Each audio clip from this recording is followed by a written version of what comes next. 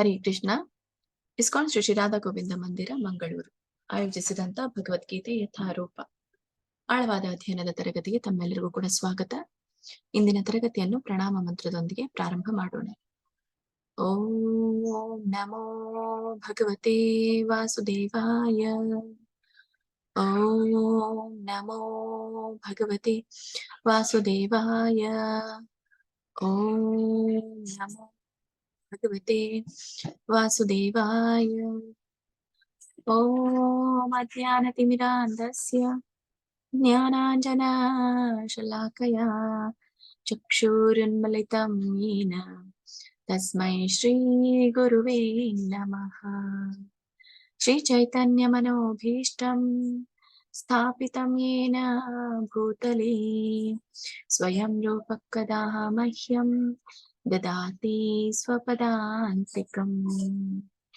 ವಂದೇಹಂ ಶ್ರೀಗುರೋಃ ಶ್ರೀಯುತಾಪದಕಮಲಂ ಶ್ರೀಗುರೋನ್ ವೈಷ್ಣವಾಂಶ್ಚ ಶ್ರೀರೂಪಂ ಸಾಗ್ರಜಾತಂ ಸಹಗಣ ರಘುನಾಥಾನ್ವಿತಂ तं ಸಜೀವಂ ಸಾದ್ವೈತಂ ಸಾವಧೂತಂ ಪರಿಜನಸಹಿತಂ ಕೃಷ್ಣ ಚೈತನ್ಯ ದೇವಂ ಶ್ರೀರಾಧಾ ಕೃಷ್ಣ ಪಾದಾನ್ ಸಹಗಣ ಲಲಿತಾ ಶ್ರೀ ವಿಶಾಖಾನ್ವಿತಾಂಶ್ಚ. ಹೇ ಕೃಷ್ಣ ಕರುಣಾ ಸಿಂಧೋ ದೀನಬಂಧೋ ಜಗತ್ಪತೆ ಗೋಪೇಶ ಗೋಪಿಕಾ ಕಾಂತ ರಾಧಾಕಾಂತ ನಮೋಸ್ತುತೇ. ತಪ್ತ ಕಾಂಚನ ಗೌರಾಂಗೇ ರಾಧೆ ವೃಂದಾವನೇಶ್ವರಿ ವೃಷಭಾನುಸುತೆ ದೇವಿ ಪ್ರಣಮಾಮಿ ಹರಿಪ್ರಿಯೇ. ನಮ ಓಂ ವಿಷ್ಣುಪಾದಾಯ ಕೃಷ್ಣಪ್ರೇಷ್ಠಾಯ ಭೂತಲೇ ಶ್ರೀಮತೆ ಭಕ್ತಿವೇದಾಂತ ಸ್ವಾಮಿನಿತಿ ನಾಮಿನೇ. ನಮಸ್ತೆ ಸಾರಸ್ವತೆ ದೇವೇ ಗೌರವಾಣಿ ಪ್ರಚಾರಿಣಿ ನಿರ್ವಿಶೇಷ ಶೂನ್ಯವಾದಿ ಪಾಶ್ಚಾತ್ಯ ದೇಶತಾರಿಣಿ. ಜೈ ಶ್ರೀ ಕೃಷ್ಣ ಚೈತನ್ಯ ಪ್ರಭು ನಿತ್ಯಾನಂದ ಶ್ರೀ ಅದ್ವೈತ ಗದಾಧರ ಶ್ರೀವಾಸಾದಿ ಗೌರ ಭಕ್ತ ವೃಂದ. ಹರೇ ಕೃಷ್ಣ ಕೃಷ್ಣ ಕೃಷ್ಣ ಹರೇ ಹರೇ ಹರೇ ರಾಮ ರಾಮ ರಾಮ ಹರೇ ಹರೇ. ಇಸ್ಕಾನ್ ಶ್ರೀ ರಾಧಾ ಗೋವಿಂದ ಕಿ ಜೈ. ಶ್ರೀ ಗೌರ್ ನಿತಾಯ್ ಕಿ ಜೈ. ಶ್ರೀಲ ಪ್ರಭುಪಾದ್ ಕಿ ಜೈ. ಎಲ್ಲ ಗುರು ಪರಂಪರೆಗೂ ಜೈ. ಎಲ್ಲ ದೀಕ್ಷಾ ಗುರುಗಳಿಗೂ ಜೈ. ಎಲ್ಲ ಶಿಕ್ಷಾ ಗುರುಗಳಿಗೂ ಜೈ. ಇಲ್ಲಿ ನೆರೆದಿರುವಂತ ಎಲ್ಲ ಭಕ್ತ ವೃಂದಕ್ಕೂ ಜೈ. ವಾಂಛಾ ಕಲ್ಪತರುಭ್ಯಶ್ಚ ಕೃಪಾ ಸಿಂಧುಭ್ಯ ಏವ ಚ ಪತಿತಾನಾಂ ಪಾವನೇಭ್ಯೋ ವೈಷ್ಣವೇಭ್ಯೋ ನಮೋ ನಮಃ. ಅನಂತ ಕೋಟಿ ವೈಷ್ಣವೃಂದ ಕಿ ಜೈ. ಶ್ರೀಲ ಪ್ರಭುಪಾದ್ ಕಿ ಜೈ. ಹರೇ ಕೃಷ್ಣ.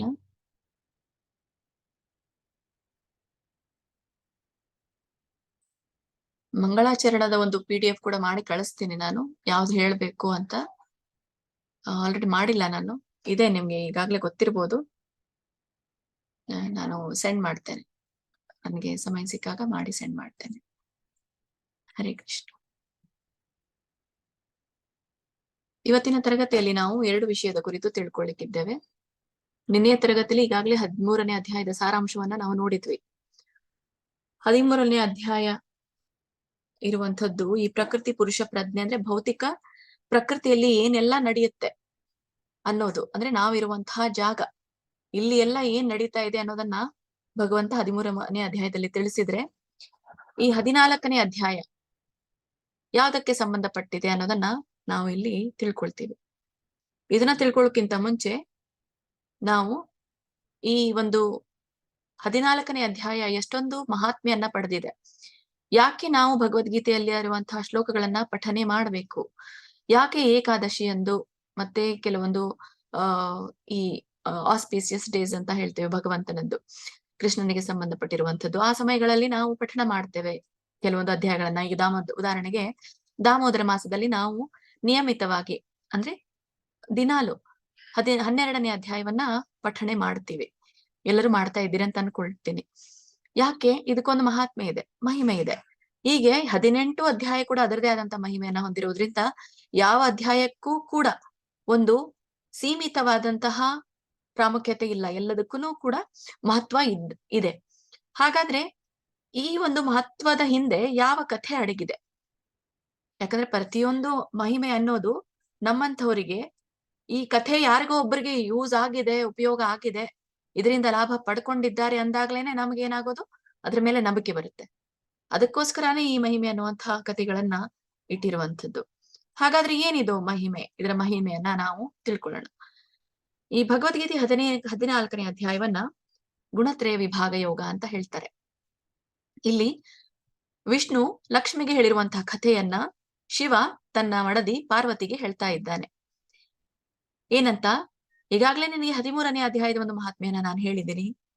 ಈಗ ನಾನು ನಿನಗೆ 14ನೇ ಅಧ್ಯಾಯವನ್ನ 14ನೇ ಅಧ್ಯಾಯದ ಮಹಿಮೆಯನ್ನ ನಾನು ತಿಳಿಸ್ತೀನಿ, ಗಮನವಿಟ್ಟು ಕೇಳು ಅಂತ ಭಗವಂತ ಇಲ್ಲಿ ಪಾರ್ವತಿಗೆ ಹೇಳ್ತಾರೆ. ಇಲ್ಲಿ ಸಿಂಹ ದ್ವೀಪ ಅನ್ನುವಂಥ ಒಂದು ದ್ವೀಪದಲ್ಲಿ ವಿಕ್ರಮ ಬೇತಾಳ್ ಅನ್ನುವಂಥ ಒಬ್ಬ ರಾಜನಿರ್ತಾನೆ. ಸಿಂಹ ದ್ವೀಪದಲ್ಲಿ ವಿಕ್ರಮ ಬೇತಾಳ್ ಅನ್ನುವಂಥ ಒಬ್ಬ ರಾಜ. ಅವನು ಒಂದು ದಿನ ಕಾಡಿಗೆ ಹೋಗ್ಬೇಕು ಅಂತ ಬಯಸ್ತಾನೆ. ಆ ಕಾಡಿಗೆ ಹೋಗುವಾಗ ತನ್ನ ಮಗನನ್ನ ಮತ್ತೆ ಜೊತೆಗೆ 2 ನಾಯಿಗಳನ್ನ ಕರ್ಕೊಂಡು ಹೋಗ್ತಾನೆ. ಆ 2 ನಾಯಿಗಳು ಕೂಡ ಬೇಟೆ ಆಡುವಂತಹ ನಾಯಿಗಳಿರುತ್ತೆ. ಅಂದ್ರೆ ರಾಜ ಹೋಗೋದು ಕಾಡಿಗೆ. ಕಾಡಿಗೆ ಯಾಕೆ ಹೋಗ್ತಾನೆ? ಪ್ರಾಣಿಗಳನ್ನ ಬೇಟೆ ಆಡ್ಲಿಕ್ಕೆ. ಜೊತೆಗೆ ನಾನು ಬೇಟೆ ಅಲ್ದೆ ಈ ನಾಯಿಗಳನ್ನೂ ಕೂಡ ಅವನು ಬೇಟೆ ಆಡ್ಲಿಕ್ಕೆ ಕರ್ಕೊಂಡು ಹೋಗ್ತಿದ್ದ. ಅವನು ಕಾಡಿಗೆ ಹೋಗಿ ತಲುಪಿದ ಮೇಲೆ ಅಲ್ಲಿ ಒಂದು ಪುಟ್ಟದಾದಂತಹ ಮೊಲ ಓಡ್ತಾ ಇತ್ತು. ಆ ಓಡುವಂತಹ ನಾಯಿಯನ್ನ ನೋಡಿ ಅಲ್ಲಿ ಇರುವಂತಹ ಮೊಲವನ್ನ ನೋಡಿ, ಪುಟ್ಟದಿರುವಂತಹ ಮೊಲ ಓಡ್ತಾ ಇತ್ತು. ಅಲ್ಲಿ ಅದು ಒಂದು ಪೊದರಿನಲ್ಲಿ ಕೂತ್ಕೊಂತು. ಈ ಒಂದು ರಾಜನ ಒಂದು ಬಂದಂತಹ ಶಬ್ದದಿಂದ ಆ ಮೊಲವನ್ನ ನೋಡಿದಂತಹ ರಾಜ ತಾನು ಕರೆದುಕೊಂಡು ಬಂದಂತಹ 2 ಬೇಟೆ ನಾಯಿಗಳಲ್ಲಿ ಒಂದು ಬೇಟೆ ನಾಯಿನ ಅದ್ರ ಹಿಂದೆ ಬಿಟ್ಟ. ಯಾಕೆ ಬಿಟ್ಟ ಅಂತ ನಾಯಿಗೇನು ಹೇಳೋದ್ ಬೇಡ, ಅದು ಗೊತ್ತಾಗತ್ತೆ. ಬೇಟೆ ಆಡ್ಲಿಕ್ಕೆ ತಾನೇ ಕರ್ಕೊಂಡ್ ಬಂದಿರೋದು, ಅದು ಮೊಲದ ಹಿಂದೆ ಓಡಿತ್ತು ಆ ನಾಯಿ. ಆ ನಾಯಿ ಆ ಮೊಲವನ್ನ ಹಿಂಬಾಲಿಸ್ತಿರುವಾಗ ಆ ಮೊಲ ಎಷ್ಟು ಜೋರಾಗಿ ಓಡುತ್ತೆ, ಹೇಗೆ ಅದು ಹಾರ್ತಾ ಇರುತ್ತೆ ಹಾಗೆ ಅನಿಸುತ್ತೆ. ಅದು ಓಡ್ತಾ ಓಡ್ತಾ ಓಡ್ತಾ ಒಂದು ಸುಂದರವಾದಂತಹ ಆಶ್ರಮದ ಒಳಗೆ ಹೋಯ್ತು. ಆಶ್ರಮದ ಬಳಿ ಬಂತು. ಆ ಆಶ್ರಮ ಎಷ್ಟು ಚೆನ್ನಾಗಿತ್ತು ಅಂತಂದ್ರೆ ಅಲ್ಲಿ ಜಿಂಕೆಗಳಿತ್ತು, ತುಂಬಾ ಮರಗಳಿತ್ತು, ಆ ಮರದ ನೆರಳಿತ್ತು. ಸಂತೋಷದಿಂದ ಎಲ್ಲ ಜಿಂಕೆಗಳು ಕೂಡ ಅಲ್ಲಿ ಆಟವನ್ನ ಆಡ್ತಾ ಇತ್ತು.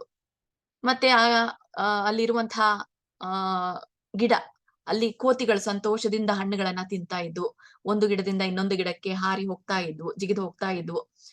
ಮತ್ತೆ ಇನ್ನು ಕೆಲವೊಂದು ಹುಲಿಗಳ ಮರಿಗಳಿತ್ತು. ಮತ್ತೆ ಆ ಹುಲಿಗಳ ಮರಿಗಳು ಆನೆಗಳೊಂದಿಗೆ ಆಟ ಆಡ್ತಾ ಇದ್ವು.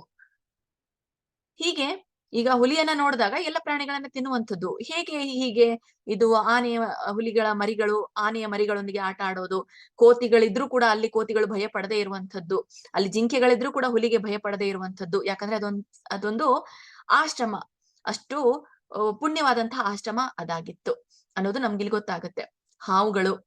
ಹಾವು ನವಿಲು ನೋಡಿದಾಗ ಇದು ವೈರಿ. ಆಕ್ಚುಲಿ ಹಾವು ನವಿಲುಗಳು ಕೂಡ ಅಲ್ಲಿ ಓಡಾಡ್ತಾ ಇದ್ವಂತೆ. ಅಷ್ಟೊಂದು ಶಾಂತಯುತವಾದಂತಹ, ಯಾವುದೇ ಬೇಟೆ ನಡೆದೇ ಇರುವಂತಹ ಆಶ್ರಮ ಆಗಿತ್ತು. ಅಲ್ಲಿ ಇರುವಂತಹ ಆಶ್ರಮದ ಋಷಿಯ ಹೆಸರು ವತ್ಸ ಅನ್ನುವಂತಹ ಮಹಾನ್ ಋಷಿಯಲ್ಲಿ ವಾಸ ಮಾಡ್ತಾ ಇದ್ರು. ಅಷ್ಟೇ ಒಂದು ಆಧ್ಯಾತ್ಮಿಕ ಕಳೆಯನ್ನ, ಭಗವಂತನ ಕೃಪೆಯನ್ನ ಅವ್ರು ಹೊಂದಿದಂತವರಾಗಿದ್ರು. ಯಾವಾಗ್ಲೂ ಅವರು ಭಗವದ್ಗೀತೆ 14ನೇ ಅಧ್ಯಾಯವನ್ನ ಪಠಿಸ್ತಾ ಇದ್ರು. ಆ ಆಶ್ರಮದ ಒಬ್ಬ ಮಹಾನ್ ಋಷಿ ವತ್ಸ, ಅವ್ರು ಯಾವಾಗ್ಲೂ ಕೂಡ ತಮ್ಮ ಶಿಷ್ಯರಿಂದ ಶ್ರೀಮದ್ ಭಗವದ್ಗೀತೆಯ 14ನೇ ಅಧ್ಯಾಯವನ್ನ ಅವರು ಕೇಳ್ತಾ ಇದ್ರು, ಅವ್ರಿಗೆ ಪಠನ ಮಾಡ್ಲಿಕ್ಕೆ ಹೇಳ್ತಾ ಇದ್ರು. ಆ ಶ್ರೀಮದ್ ಭಗವದ್ಗೀತೆ 14ನೇ ಅಧ್ಯಾಯ ಪಠಿಸೋದು ಮತ್ತೆ ಆ ವತ್ಸ ಅನ್ನುವಂತಹ ಮಹಾನ್ ಋಷಿಗಳ ಪಾದಗಳನ್ನ ತೊಳೆಯೋದು. ಈ ಒಂದು ಕಾರ್ಯ ಆ ಶಿಷ್ಯರು ಅಲ್ಲಿ ಮಾಡ್ತಾ ಇದ್ರು. ಹೀಗೆ ಆ ಮಹಾನ್ ಋಷಿಯ ಪಾದವನ್ನ ತೊಳೆಯುವಾಗ ಅಲ್ಲಿ ಆ ಪಾದಗಳಿಟ್ಟಂತಹ ಜಾಗ, ಅಲ್ಲಿರುವಂತಹ ಭೂಮಿ ಒದ್ದೆ ಆಯ್ತು. ನೀರು ಬಿದ್ದು ಒದ್ದೆ ಆಯ್ತು.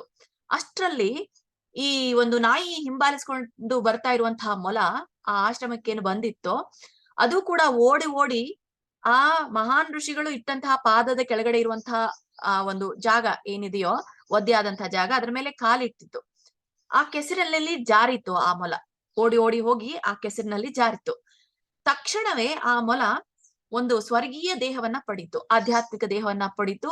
ಅಲ್ಲಿ ಒಂದು ಆ ವೈಕುಂಠ ಲೋಕದಿಂದ ಬಂದಂತ, ಈ ಸ್ವರ್ಗೀಯ ಲೋಕದಿಂದ ಬಂದಂತ ಆ ಒಂದು ವಿಮಾನದಲ್ಲಿ ಕೂತ್ಕೊಂಡು ಆ ಮೊಲ ದೇಹವನ್ನ ಬದಲಾಯಿಸಿ, ಅಂದ್ರೆ ಆ ಮೊಲ ಯಾಕೆ ಪ್ರಾಣಿಗಳಾಗಿರುತ್ತೆ, ಯಾಕಂದ್ರೆ ಅವು ಕೂಡ ಮನುಷ್ಯರ ಹಾಗೆ ದೇಹ ಇರುತ್ತೆ ಅವಕ್ಕೆ. ಏನೋ ಒಂದು ಅವುಗಳ ಕರ್ಮದಿಂದ ಅವು ಪ್ರಾಣಿಗಳ ದೇಹವನ್ನ ಪಡ್ಕೊಂಡಿರುತ್ತೆ. ಸೊ ಆ ಮೊಲ ಒಂದು ಮಾನವ ದೇಹವನ್ನ ಪಡ್ಕೊಂಡು ವಿಮಾನದೊಳಗೆ ಸ್ವರ್ಗ ಲೋಕಗಳಿಗೆ ಹೋಯ್ತು. ಅದೇ ಸ್ವಲ್ಪ ಸಮಯದ ನಂತರ ಇದನ್ನೆಲ್ಲ ಅಲ್ಲಿ ನೋಡ್ತಾ ಇದ್ರು. ಅಲ್ಲಿ ಇರುವಂತಹ ಎಲ್ರು, ಆ ವಿಕ್ರಮ ಬೇತಾಳ ಅನ್ನುವಂತಹ ರಾಜ ನೋಡ್ತಾ ಇದ್ದ, ಅಲ್ಲಿರುವಂತಹ ವತ್ಸ ಎಂಬಂತಹ ಮಹಾನ್ ಋಷಿಗಳು ನೋಡ್ತಾ ಇದ್ರು, ಶಿಷ್ಯರುಗಳೆಲ್ಲರೂ ಕೂಡ ನೋಡ್ತಾ ಇದ್ರು. ಹೀಗೆ ಆ ಮೊಲವನ್ನ ಹಿಂಬಾಲಿಸಿಕೊಂಡು ಬರ್ತಾ ಇದ್ದಂತಹ ನಾಯಿ ಕೂಡ ಆ ಒದ್ದೆ ಆದಂತಹ ಜಾಗ, ಅಂದ್ರೆ ಈ ಪಾದಗಳನ್ನ, ಯಾರು ಮಹಾನ್ ಋಷಿಗಳ ಪಾದಗಳನ್ನ ತೊಳೆದಿರುವಂತಹ ಜಾಗದಲ್ಲಿ ಅದು ಕೂಡ ಜಾರಿ ಬಿತ್ತು, ಅದು ಕೂಡ ಜಾರಿತು. ಅದು ಜಾರಿದ ತಕ್ಷಣನೇ ಆ ನಾಯಿ ಕೂಡ ತನ್ನ ದೇಹವನ್ನ, ಪ್ರಾಣಿ ದೇಹವನ್ನ ತ್ಯಜಿಸಿ ಮನುಷ್ಯ ದೇಹವನ್ನ ಪಡ್ಕೊಂಡು ಸ್ವರ್ಗೀಯ ಲೋಕಕ್ಕೆ, ಸ್ವರ್ಗೀಯ ಗ್ರಹಕ್ಕೆ ಹೋಯ್ತು ಆ ವಿಮಾನದಲ್ಲಿ ಕೂತ್ಕೊಂಡು. ಹೀಗೆ ಈ ಒಂದು ನಾಯಿ ಮತ್ತೆ ಈ ಮೊಲ ಎರಡೂ ಕೂಡ ಸ್ವರ್ಗೀಯ ಲೋಕಕ್ಕೆ ಹೋದಾಗ ಇದನ್ನ ಎಲ್ಲ ನೋಡ್ತಾ ಇರುವಂತಹ ಎಲ್ರೂ ಕೂಡ ಆಶ್ಚರ್ಯಚಕಿತರಾದ್ರು, ಏನ್ ನಡೀತಾ ಇದೆ ಇಲ್ಲಿ ಅಂತ ಹೇಳಿ. ಆವಾಗ ಅಲ್ಲಿ ಇರುವಂತಹ ವಿಕ್ರಮ್ ಬೇತಾಳ ವಿನೋದವಾಗಿ ಕೇಳ್ತಾನೆ, ನಡೆದಂತ ಎಲ್ಲ ಘಟನೆ ಆದಂತದ್ದನ್ನ ಈ ಒಂದು ಬ್ರಾಹ್ಮಣನಾದಂತಹ ಈ ಮಹಾನ್ ಋಷಿ ವತ್ಸರಿಗೆ ಕೇಳ್ತಾರೆ, ವತ್ಸರ ಶಿಷ್ಯರಿಗೆ ಕೇಳ್ತಾರೆ, ಹೇಗೆ ಇದೆಲ್ಲ ಸಾಧ್ಯ? ನನ್ನ ಕಣ್ಣ ಮುಂದೆನೆ ಮೊಲ ಮತ್ತೆ ನಾಯಿ ವಿಮಾನದಲ್ಲಿ ಕೂತ್ಕೊಂಡು ಸ್ವರ್ಗಲೋಕಕ್ಕೆ ಹೋಯ್ತು, ಯಾಕೆ, ಏನಾಯ್ತು ನನ್ಗೆ ಗೊತ್ತಾಗ್ಲಿಲ್ಲ, ದಯವಿಟ್ಟು ತಿಳಿಸಿ ಅಂತ ಹೇಳಿದಾಗ ಅಲ್ಲಿರುವಂತಹ ಬ್ರಾಹ್ಮಣ ಶಿಷ್ಯ ಹೇಳ್ತಾನೆ, ಈ ಒಂದು ಆಶ್ರಮದಲ್ಲಿ, ಈ ಒಂದು ವನದಲ್ಲಿರುವಂತಹ ಆಶ್ರಮದಲ್ಲಿ ವತ್ಸನೆಂಬ ಮಹಾನ್ ಋಷಿಗಳಿದ್ದಾರೆ. ಇವರು ಇಂದ್ರಿಯಗಳನ್ನ ಸಂಪೂರ್ಣವಾಗಿ ನಿಯಂತ್ರಣಗಳಲ್ಲಿ ಇಟ್ಕೊಂಡಿದ್ದಾರೆ. ಇಂದ್ರಿಯಗಳನ್ನ ಜಯಿಸಿದವರು ಅಂತಂದ್ರೆ ಅತೀಂದ್ರಿಯರಾದವರು ಅಂತ. ಇಂದ್ರಿಯಗಳನ್ನ ಪೂರ್ಣವಾಗಿ ನಿಯಂತ್ರಿಸಿದ್ರೆ ಅವರು ಅತೀಂದ್ರಿಯಕ್ಕೆ ಬಂದಿರ್ತಾರೆ. ಮತ್ತೆ ಇವ್ರು ಯಾವಾಗ್ಲೂ ಕೂಡ ಶ್ರೀಮದ್ ಭಗವದ್ಗೀತೆಯ 14ನೇ ಅಧ್ಯಾಯವನ್ನ ನಿರಂತರವಾಗಿ ಪಠಿಸ್ತಾ ಇರ್ತಾರೆ. ನಾನು ಅವರ ಶಿಷ್ಯ, ಅವರ ಅನುಗ್ರಹದಿಂದ ನಾನೂ ಕೂಡ ಯಾವಾಗ್ಲೂ 14ನೇ ಅಧ್ಯಾಯದ ಪಠನ ಮಾಡುವುದರಲ್ಲಿ ನಾನು ನಿರತನಾಗಿದ್ದೇನೆ. ಮತ್ತೆ ಅವರ ಪಾದಗಳನ್ನ ತೊಳೆದ ನೀರಿನಲ್ಲಿ, ಅಂದ್ರೆ ನಾನೇನ್ ಅವ್ರ ಪಾದಗಳನ್ನ ತೊಳೆದೆ, ಅಲ್ಲಿ ಒದ್ದೆ ಆಗಿತ್ತು ಆ ಜಾಗ. ಹಾಗಾಗಿ ಅವರು ಯಾವಾಗ್ಲೂ 14ನೇ ಅಧ್ಯಾಯವನ್ನ ಪಠನ ಮಾಡೋದ್ರಿಂದ, ಶ್ರವಣ ಮಾಡೋದ್ರಿಂದ ಅಷ್ಟೊಂದು ಅತೀಂದ್ರಿಯರಾಗಿರುವಂತವ್ರು ಅವರು. ಹಾಗಾಗಿ ಆ ಒಂದು ಪಠಣದ ಸಮಯದಲ್ಲಿ ಆ ನೀರು ಅಲ್ಲಿ ಕೆಳಗಡೆ ಬಿದ್ದಿರೋದ್ರಿಂದ ಆ ಮೊಲ ಮತ್ತು ನಾಯಿ ಜಾರಿ ಬಿದ್ದು ಇಬ್ಬರು ಉನ್ನತ ಗ್ರಹಗಳನ್ನ ಪಡೆದ್ರು ಅಂತ ಈ ಒಬ್ಬ ಶಿಷ್ಯ ಹೇಳ್ತಾನೆ. ಆಮೇಲೆ ಅಲ್ಲಿ ಇರುವಂತಹ ಒಬ್ಬ ಶಿಷ್ಯ ನಗ್ತಾ ಇರ್ತಾನೆ. ಯಾವಾಗ ಈ ಮೊಲ ಮತ್ತು ನಾಯಿ ಜಾರಿ ಬಿತ್ತೋ, ಆ ಮೊಲ ಮತ್ತು ನಾಯಿ ಜಾರಿ ಬಿದ್ದಾಗ ಅವರು ಜೋರಾಗಿ ನಗ್ತಾ ಇರ್ತಾರೆ. ಯಾಕೆ ನಗ್ತಾ ಇರ್ತಾರೆ ಅಂತಂದ್ರೆ ಅದಕ್ಕೊಂದು ಹಿಂದಿನ ಕಾರಣ. ಈ ಮೊಲ ಮತ್ತು ನಾಯಿ ಏನಾಗಿತ್ತು ಹಿಂದಿನ ಜನ್ಮದಲ್ಲಿ ಅನ್ನೋ ಒಂದು ನೆನಪು ಅವರಿಗೆ ಬಂದು, ಯಾಕಂದ್ರೆ ಆ ಶಿಷ್ಯರು ಕೂಡ ಆ ವತ್ಸ ಅನ್ನುವಂತಹ ಮುನಿಗಳ ಜೊತೆಗೆ ಅವ್ರು ಇರೋದ್ರಿಂದ ಅವರು ಕೂಡ ಹಿಂದಿನ ಮತ್ತೆ ವರ್ತಮಾನ ಭವಿಷ್ಯ ತಿಳ್ಕೊಂಡ್ ಬಲ್ಲವರಾಗಿದ್ರು. ಆ ನಾಯಿಗಳನ್ನ ಬಿದ್ದದನ್ನ ನೋಡಿ ಅವರು ನಗ್ತಾ ಇದ್ರು. ಅವಾಗ ರಾಜ ಕೇಳ್ತಾನೆ, ಯಾಕೆ ನಗ್ತಾ ಇದ್ರಿ ಬಿದ್ದ ತಕ್ಷಣ? ಇಷ್ಟೊಂದು ಮಹಾನ್ ಋಷಿಗಳ ಆಶ್ರಮದಲ್ಲಿ ನೀವಿರೋರು, ಯಾಕೆ ಅವು ಬಿದ್ದ ತಕ್ಷಣ ನೀವು ನಕ್ರಿ ಅಂತ ಹೇಳಿದಾಗ ಅವಾಗ ಆ ಶಿಷ್ಯ ಹೇಳ್ತಾನೆ, ಈ ಮಹಾರಾಷ್ಟ್ರ ರಾಜ್ಯದಲ್ಲಿ ಪ್ರತೂದಕ್ ಅನ್ನುವಂತಹ ಒಂದು ಪಟ್ಟಣ ಇದೆ. ಆ ಪಟ್ಟಣದಲ್ಲಿ ಕೇಶವ ಅನ್ನುವಂತಹ ಒಬ್ಬ ಬ್ರಾಹ್ಮಣ, ಅವನು ಬಹಳ ಕ್ರೂರಿಯಾಗಿದ್ದವನು. ಯಾರು? ಈ ಬ್ರಾಹ್ಮಣ. ಆ ಬ್ರಾಹ್ಮಣನ ಜೊತೆಗೆ ಅವನ ಹೆಂಡತಿಯೂ ಕೂಡ, ಅವಳು ಕೂಡ ಬಹಳ ಕ್ರೂರಿಯಾದಂಥವಳು. ಅವಳು ಒಳ್ಳೆಯ ನಡತೆಯನ್ನ ಹೊಂದಿರ್ಲಿಲ್ಲ. ಹಾಗಾಗಿ ಅವರು ಯಾವಾಗ್ಲೂ ಕೂಡ ಇತರರ ಒಂದು ಇದನ್ನ ಬಯಸ್ತಾ ಇದ್ಲು. ಹೀಗೆ ಒಂದು ದಿನ ಈ ಕುಪಿತನಾದಂತಹ ಕೇಶವ ಅನ್ನುವಂತಹ ಬ್ರಾಹ್ಮಣ ತನ್ನ ಪತ್ನಿಯೇ ಅಂದ್ರೆ ವಿಲೋಬ, ಅವನ ಹೆಂಡತಿಯ ಹೆಸರು ವಿಲೋಬ. ಆ ವಿಲೋಬನನ್ನ ಅವನು ಕೊಂದು ಬಿಟ್ಟ. ಅವನು ಕೊಂದ ಮೇಲೆ ಅವನು ಒಂದಿನ ಸಾವನ್ನ ಪಡಿತಾನೆ. ಅವರಿಬ್ರು ಕೂಡ ಮುಂದಿನ ಜನ್ಮದಲ್ಲಿ ಅವನ ಹೆಂಡತಿ ತನ್ನ ಕೆಟ್ಟ ಕ್ರೂರವಾದಂತಹ ಈ ನಡತೆಯಿಂದ, ಸಡಿಲವಾದಂತಹ ನಡತೆಯಿಂದ, ಈ ಒಂದು ವ್ಯಕ್ತಿತ್ವದಿಂದ ಅವಳು ನಾಯಿ ಆಗ್ತಾಳೆ, ಪ್ರಾಣಿಯ ದೇಹವನ್ನ ಪಡಿತಾಳೆ. ಒಳ್ಳೆ ಗುಣಲಕ್ಷಣಗಳೆಲ್ಲ ಇರ್ಲಿಲ್ಲ ಅವಳ ಹತ್ರ, ನಾಯಿ ಆಗ್ತಾಳೆ. ಮತ್ತೆ ಈ ಬ್ರಾಹ್ಮಣ ಇವನು ಕೂಡ ಕ್ರೂರಿಯಾಗಿರೋದ್ರಿಂದ ಅವನು ಸ್ವಲ್ಪ ಮಟ್ಟಿಗೆ ಕ್ರೂರಿಯಾಗಿರ್ತಾನೆ. ಹಾಗಾಗಿ ಅವನಿಗೆ ಪಾಪ ಕರ್ಮಗಳಿಂದಾಗಿ ಅವನು ಮೊಲ ಆಗ್ತಾನೆ. ಯಾಕಂದ್ರೆ ಹೆಂಡತಿಯನ್ನ ಕೊಂದಿರ್ತಾನೆ, ಮತ್ತೆ ಅವನು ಮಾಡಿದಂತಹ ಇತರ ಕ್ರೂರಗಳಿಂದ ಮೊಲವಾಗ್ತಾನೆ. ಹೀಗೆ ನಾನು ಈ ನೀರಿನಲ್ಲಿ ಜಾರಿ ಬಿದ್ದಂತಹ ಮೊಲ ಯಾರು, ಈ ಕೇಶವ ಅನ್ನುವಂತಹ ಬ್ರಾಹ್ಮಣ, ಮತ್ತೆ ಹಿಂದೆ ಓಡಿ ಬರುವಂತಹ ನಾಯಿ ಅದು ಅವಳ ಹೆಂಡತಿ ವಿಲೋಬ. ಹೀಗೆ ಇವರಿಬ್ರು ಕೂಡ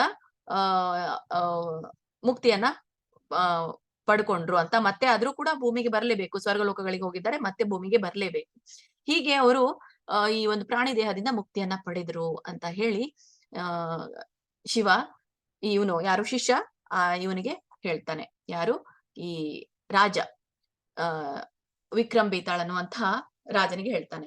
ಸೊ ಈ ಕಥೆಯನ್ನ ಕೇಳಿದ ತಕ್ಷಣ ಈ ಇವನು ಕೂಡ ನಿರ್ಧಾರ ಮಾಡ್ತಾನೆ, ನಾನು ಕೂಡ ಈ ಒಂದು 14ನೇ ಅಧ್ಯಾಯವನ್ನ ಪ್ರತಿದಿನ ಪಠಿಸ್ತೀನಿ ಅಂತ ಹೇಳಿ ಅವನು ಕೂಡ ಪ್ರತಿದಿನ ಪಠಿಸ್ಲಿಕ್ಕೆ ಪ್ರಾರಂಭವನ್ನ ಮಾಡ್ತಾನೆ. ಹೀಗೆ ಈ ಕಥೆಯನ್ನ ಶಿವ ತನ್ನ ಪಾರ್ವತಿಗೆ ಹೇಳ್ತಾನೆ.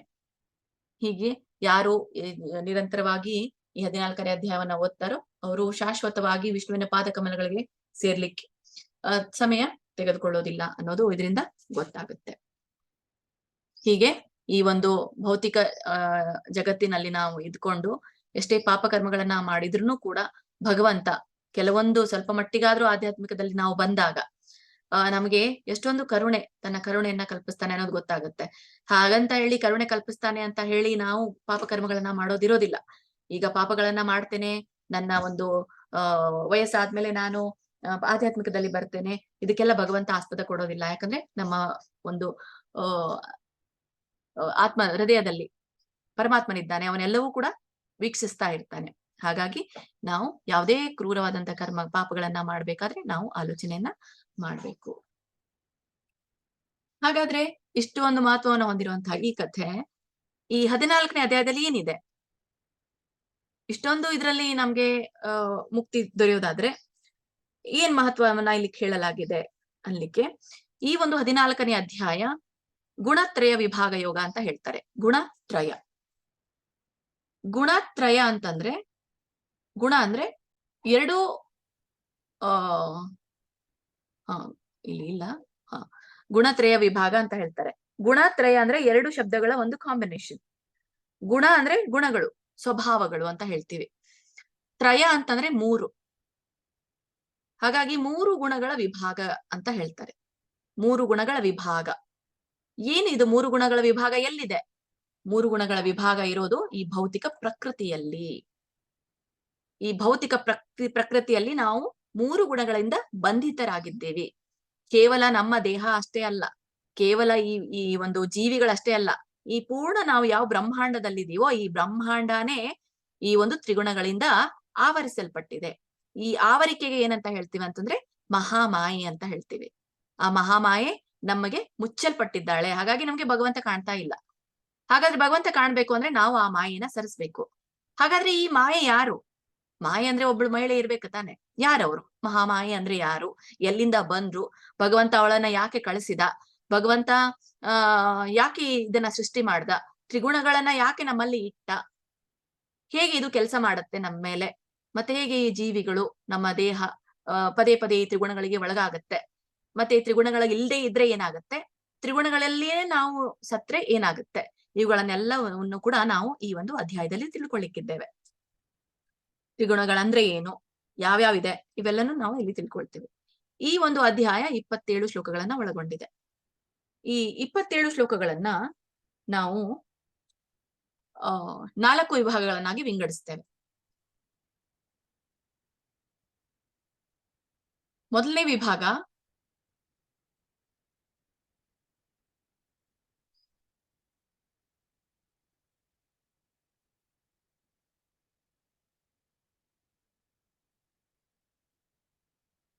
ಸ್ಕ್ರೀನ್ ಕಾಣಿಸ್ತಾ ಇದೆ ಎಲ್ರಿಗೂ?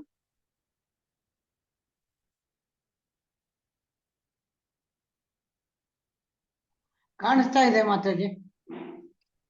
ಧನ್ಯವಾದಗಳು.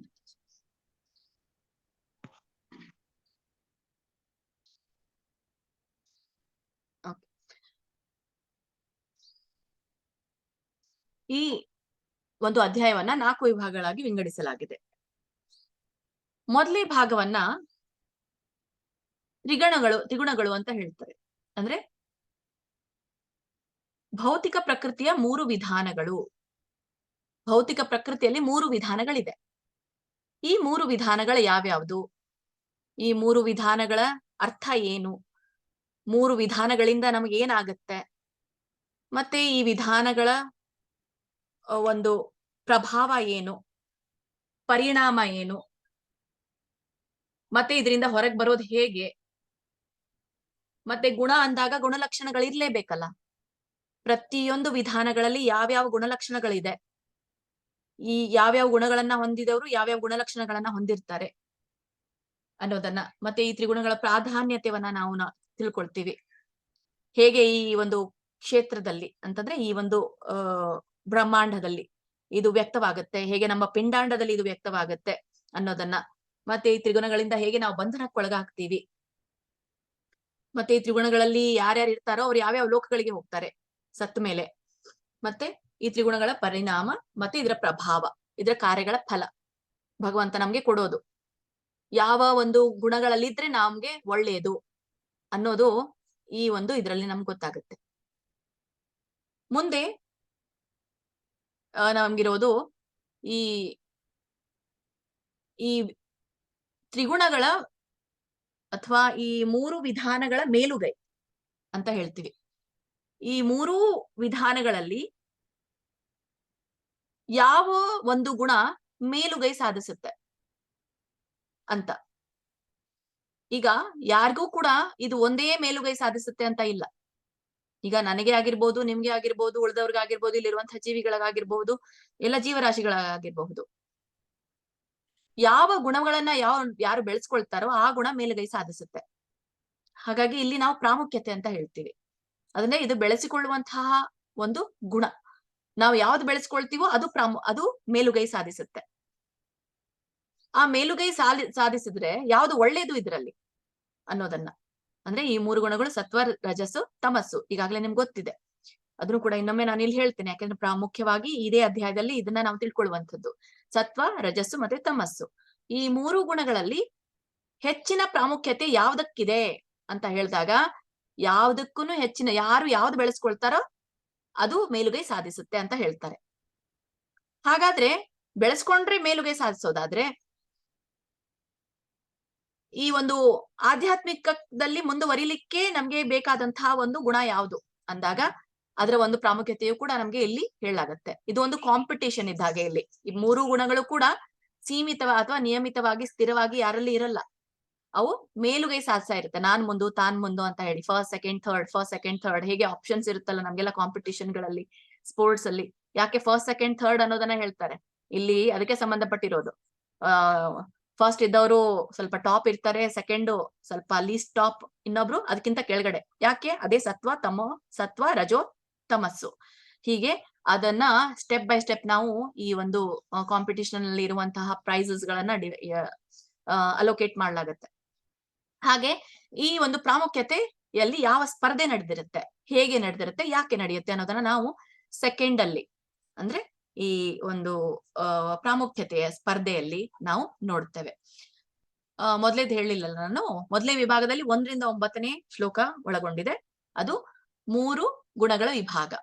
ಎರಡನೇದ್ರಲ್ಲಿ ಈ ಒಂದು 3 ಗುಣಗಳ ಸ್ಪರ್ಧೆ, ಮೋಡ್ಸ್ ಸುಪ್ರಿಮಸಿ ಅಂತ ಹೇಳ್ತಾರೆ. 10ನೇ ಅಧ್ಯಾಯದಿಂದ 13ನೇ ಅಧ್ಯಾಯದವರೆಗೂ 13 ಶ್ಲೋಕ, 10 ರಿಂದ 13ನೇ ಶ್ಲೋಕದ ಇದು 2ನೇ ವಿಭಾಗ ಒಳಗೊಂಡಿದೆ.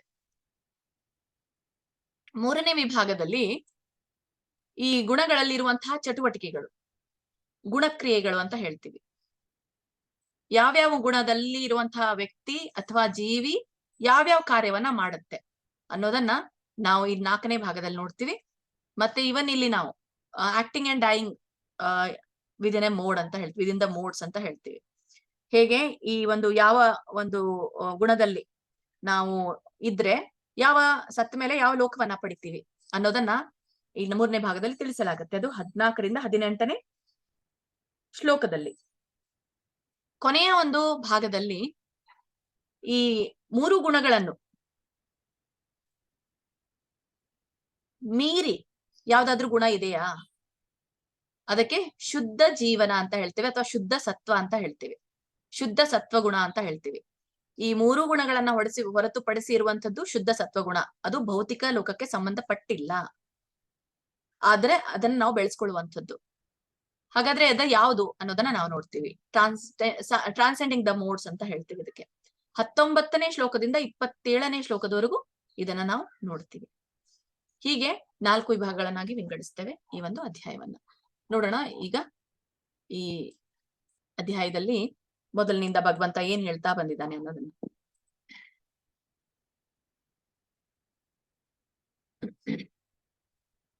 ಭಗವದ್ಗೀತೆ 14ನೇ ಅಧ್ಯಾಯದ ಮೊದಲನೇ ಶ್ಲೋಕ.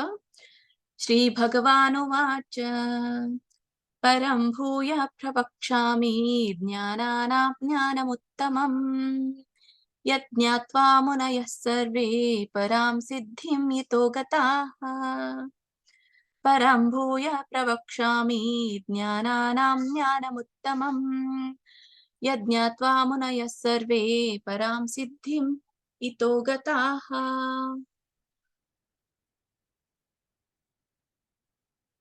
ಪರಂ ಭೂಯ ಪ್ರವಕ್ಷ್ಯಾಮಿ.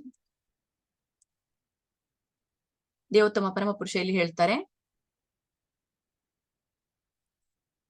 ಈ ದಿವ್ಯವಾದಂತಹ ಪ್ರಕೃತಿಯಲ್ಲಿ ಇರುವಂತಹ ಜ್ಞಾನವನ್ನ ಮತ್ತೆ ನಾನು ನಿನ್ಗೆ ಹೇಳ್ತೀನಿ.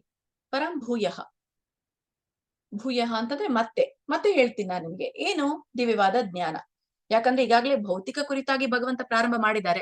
ಹಿಂದೆ ಏನಿತ್ತು, ಭೌತಿಕ ಒಂದು ಈ ಬ್ರಹ್ಮಾಂಡ ಸೃಷ್ಟಿ ಆದ್ಮೇಲೆ ಅಲ್ಲಿ ಯಾವ್ಯಾವ ಘಟಕಗಳು ಬಂತು ಅಂತ, ಆ ಭೌತಿಕ ಜಗತ್ತಿಗೇನೆ ಸಂಬಂಧಪಟ್ಟಿರುವಂತಹ ಘಟಕಗಳಿಗೆ ಮುಖ್ಯವಾಗಿ ಕಾರ್ಯನಿರ್ವಹಣೆ, ರಿಮೋಟ್ ಕಂಟ್ರೋಲ್ ಎಲ್ಲಿದೆ, ಆ ಘಟಕಗಳಿಗೆ ರಿಮೋಟ್ ಕಂಟ್ರೋಲ್ ಇಲ್ಲಿದೆ ಅಂತ ಭಗವಂತ ಇಲ್ಲಿ ಹೇಳ್ತಾರೆ. ಅಂದ್ರೆ ಸ್ವಯಂ ಚಾಲಿತವಾದಂತಹ ಒಂದು ಏನು ನಡೆಸುವಿಕೆ ಅದು ಯಾರ ಕೈಯಲ್ಲಿದೆ ಅಥವಾ ಯಾರ ಕೈಯಲ್ಲಿದೆ ಅನ್ನೋದನ್ನ ಇಲ್ಲಿ ತಿಳಿಸ್ತಾರೆ. ಇನ್ನೂ ಕೂಡ ಭೌತಿಕ ಪ್ರಕೃತಿಗೆ ಸಂಬಂಧಪಟ್ಟಂತ ಜ್ಞಾನ ನಿನಗೆ ಹೇಳ್ತೀನಿ ಕೇಳು. ಪ್ರವಕ್ಷ್ಯಾಮಿ ಅಂದ್ರೆ ಹೇಳ್ತೀನಿ. ಜ್ಞಾನಾನಾಂ ಜ್ಞಾನಮುತ್ತಮಂ, ಜ್ಞಾನಾನಾಂ ಜ್ಞಾನಂ ಉತ್ತಮಂ. ಎಲ್ಲ ಜ್ಞಾನಗಳಲ್ಲಿ ಈ ಜ್ಞಾನ ಬಹಳ ಉತ್ತಮವಾದದ್ದು ಅಂತ ಭಗವಂತ ಇಲ್ಲಿ ಹೇಳ್ತಾ ಇದ್ದಾರೆ. ಈ ಹಿಂದಿನ 24 ಘಟಕಗಳನ್ನ ನೀವು ತಿಳ್ಕೊಂಡ್ರಿ, ಅದು ಉತ್ತಮ ಅಥವಾ ನಮ್ಗೆ ಅಷ್ಟು ಇಂಪಾರ್ಟೆಂಟ್ ಇಲ್ಲ ಅಂತ ಇಲ್ಲ. ಆದ್ರೆ ಇದಕ್ಕೆ ಭಗವಂತ ಈ ಜ್ಞಾನವನ್ನ ಉತ್ತಮ ಅಂತ ಹೇಳ್ತಾ ಇದ್ದಾನೆ. ಯಾಕೆ ಅಂತಂದ್ರೆ ಈ ಜ್ಞಾನವನ್ನ ನಾವು ಬೆಳೆಸ್ಕೊಂಡಾಗ ನಮ್ಮನ್ನ ನಾವು ಈ ಭೌತಿಕ ಪ್ರಕೃತಿಯಿಂದ ಆಧ್ಯಾತ್ಮಿಕ ಲೋಕಕ್ಕೆ ಹೋಗುವಂತಹ ಮಾರ್ಗವನ್ನ ನಾವು ಕಂಡುಕೊಳ್ತೀವಿ. ಅಂದ್ರೆ ಜನನ ಮರಣದಿಂದ ಮುಕ್ತಿಯನ್ನ ಪಡಿಲಿಕ್ಕೆ ಸಹಾಯವಾಗುವಂತಹ ಜ್ಞಾನ ಇದು. ಹಾಗಾಗಿ ಭಗವಂತ ಹೇಳ್ತಾ ಇರೋದು ಇಲ್ಲಿ ಜ್ಞಾನಂ ಉತ್ತಮಂ ಅಂತ. ಈ ಜ್ಞಾನ ಅತ್ಯುತ್ತಮವಾದದ್ದು, ಅದನ್ನ ನಾನು ನಿನಗೆ ಮತ್ತೆ ಹೇಳ್ತೀನಿ ಕೇಳು. ಮತ್ತೆ ನಮಗೆ ಮತ್ತೆ ಪ್ರಶ್ನೆ ಬರುತ್ತೆ, ಯಾರಾದ್ರೂ ನಮ್ಗೆ ಇಂಥವ್ರು ಈ ಒಂದು ಜ್ಞಾನವನ್ನ ಪಡ್ಕೊಂಡು ಜನನ ಮರಣದಿಂದ ಮುಕ್ತಿಯನ್ನ ಹೊಂದಿದವ್ರು ಯಾರಾದ್ರೂ ಇದ್ದಾರಾ? ಯಾಕಂದ್ರೆ ನಾವೆಲ್ಲರೂ ಕೂಡ ಪ್ರತ್ಯಕ್ಷವಾಗಿ ನಮ್ಗೆ ಪ್ರಮಾಣ ಬೇಕು, ಹಾಗೆ ನಾವು ಕಟ್ಟುಕತೆನ ನಂಬೋದಿಲ್ಲ. ಅದಕ್ಕಾಗಿ ಭಗವಂತ ಇಲ್ಲಿ ಭಗವದ್ಗೀತೆಯಲ್ಲಿ ನೋಡಿದಾಗ ಪ್ರತಿಯೊಂದಕ್ಕೂ ಕೂಡ ಪ್ರಮಾಣೀಕರಣವಾಗಿನೇ ಇಲ್ಲಿ ಹೇಳಿರುವಂಥದ್ದು. ಯಜ್ಞಾತ್ವ ಮುನಯಃ, ಯಾರು ಕಂಡಿದ್ದಾರೆ ಯಾರೆಲ್ಲ ಈ ಜ್ಞಾನವನ್ನ, ಯಜ್ಞಾತ್ವ ಅಂದ್ರೆ ಈ ಜ್ಞಾನವನ್ನ ತಿಳಿದವರು ಯಾರು ತಿಳ್ಕೊಂಡಿದ್ದಾರೆ? ಮುನಯಃ, ಮುನಿಗಳು. ಈ ಜ್ಞಾನವನ್ನ ತಿಳ್ಕೊಂಡಂತಹ ಮುನಯಃ ಅಂತಂದ್ರೆ ಮುನಿಗಳು. ಸರ್ವೇ ಮುನಯಃ, ಎಲ್ಲ ಮುನಿಗಳು ಅಂತ. ಎಲ್ಲ ಮುನಿಗಳು ಏನ್ ಪಡೆದಿದ್ದಾರೆ? ಪರಾಂ ಸಿದ್ಧಿಂ ಇತೋಗತಾಹ, ಅವರು ಪರಮ ಸಿದ್ಧಿಯನ್ನ ಪಡೆದಿದ್ದಾರೆ ಅನ್ನೋದನ್ನ ಭಗವಂತ ಇಲ್ಲಿ ಹೇಳ್ತಾರೆ. ಪರಮ ಸಿದ್ಧಿ ಅಂತಂದ್ರೆ ಅದೇ ಭಗವಂತನ ಧಾಮ. ಈ ಸಿದ್ಧಿಯನ್ನ ಪಡೆದಿದ್ದಾರೆ ಅಂತ ಹೇಳ್ತಾನೆ. ಒಂದು ಅನುವಾದ: ದೇವೋತ್ತಮ ಪರಮ ಪುರುಷನು ಹೀಗೆ ಹೇಳಿದನು, ಎಲ್ಲ ಜ್ಞಾನಗಳಲ್ಲಿ ಅತ್ಯುತ್ತಮವಾದ ಈ ಜ್ಞಾನವನ್ನು ನಾನು ಮತ್ತೆ ನಿನಗೆ ಹೇಳುತ್ತೇನೆ. ಈ ಜ್ಞಾನವನ್ನು ತಿಳಿದುಕೊಂಡು ಮುನಿಗಳು ಪರಮ ಸಿದ್ಧಿಯನ್ನು ಪಡೆದರು. ಒಂದೇ ನಿಮಿಷ.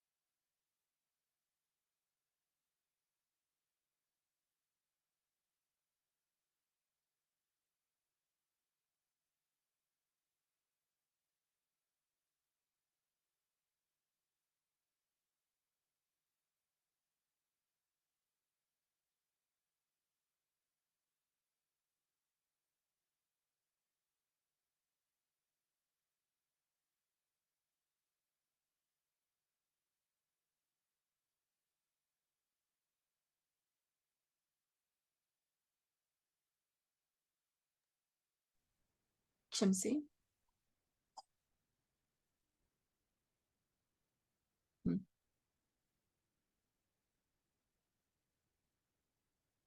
ಪರಮ ಸಿದ್ಧಿಯನ್ನ ಪಡೆದಿದ್ದಾರೆ ಎಲ್ಲ ಮುನಿಗಳು ಅನ್ನೋದನ್ನ ಇಲ್ಲಿ ಹೇಳ್ತಾರೆ. 2ನೇ ಶ್ಲೋಕದಲ್ಲಿ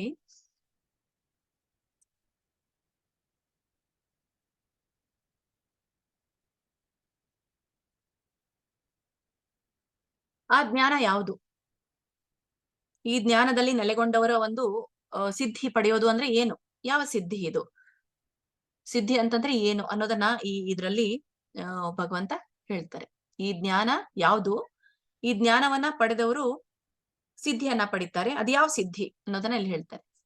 ಭಗವದ್ಗೀತೆ 14ನೇ ಅಧ್ಯಾಯದ 2ನೇ ಶ್ಲೋಕ: ಇದಂ ಜ್ಞಾನಂ ಉಪಾಶ್ರಿತ್ಯ ಮಮ ಸಾಧರ್ಮ್ಯಂ ಆಗತಾಃ ಸರ್ಗೇಪಿ ನೋಪಜಾಯಂತೆ ಪ್ರಲಯೇನ ವ್ಯಥಂತಿ ಚ.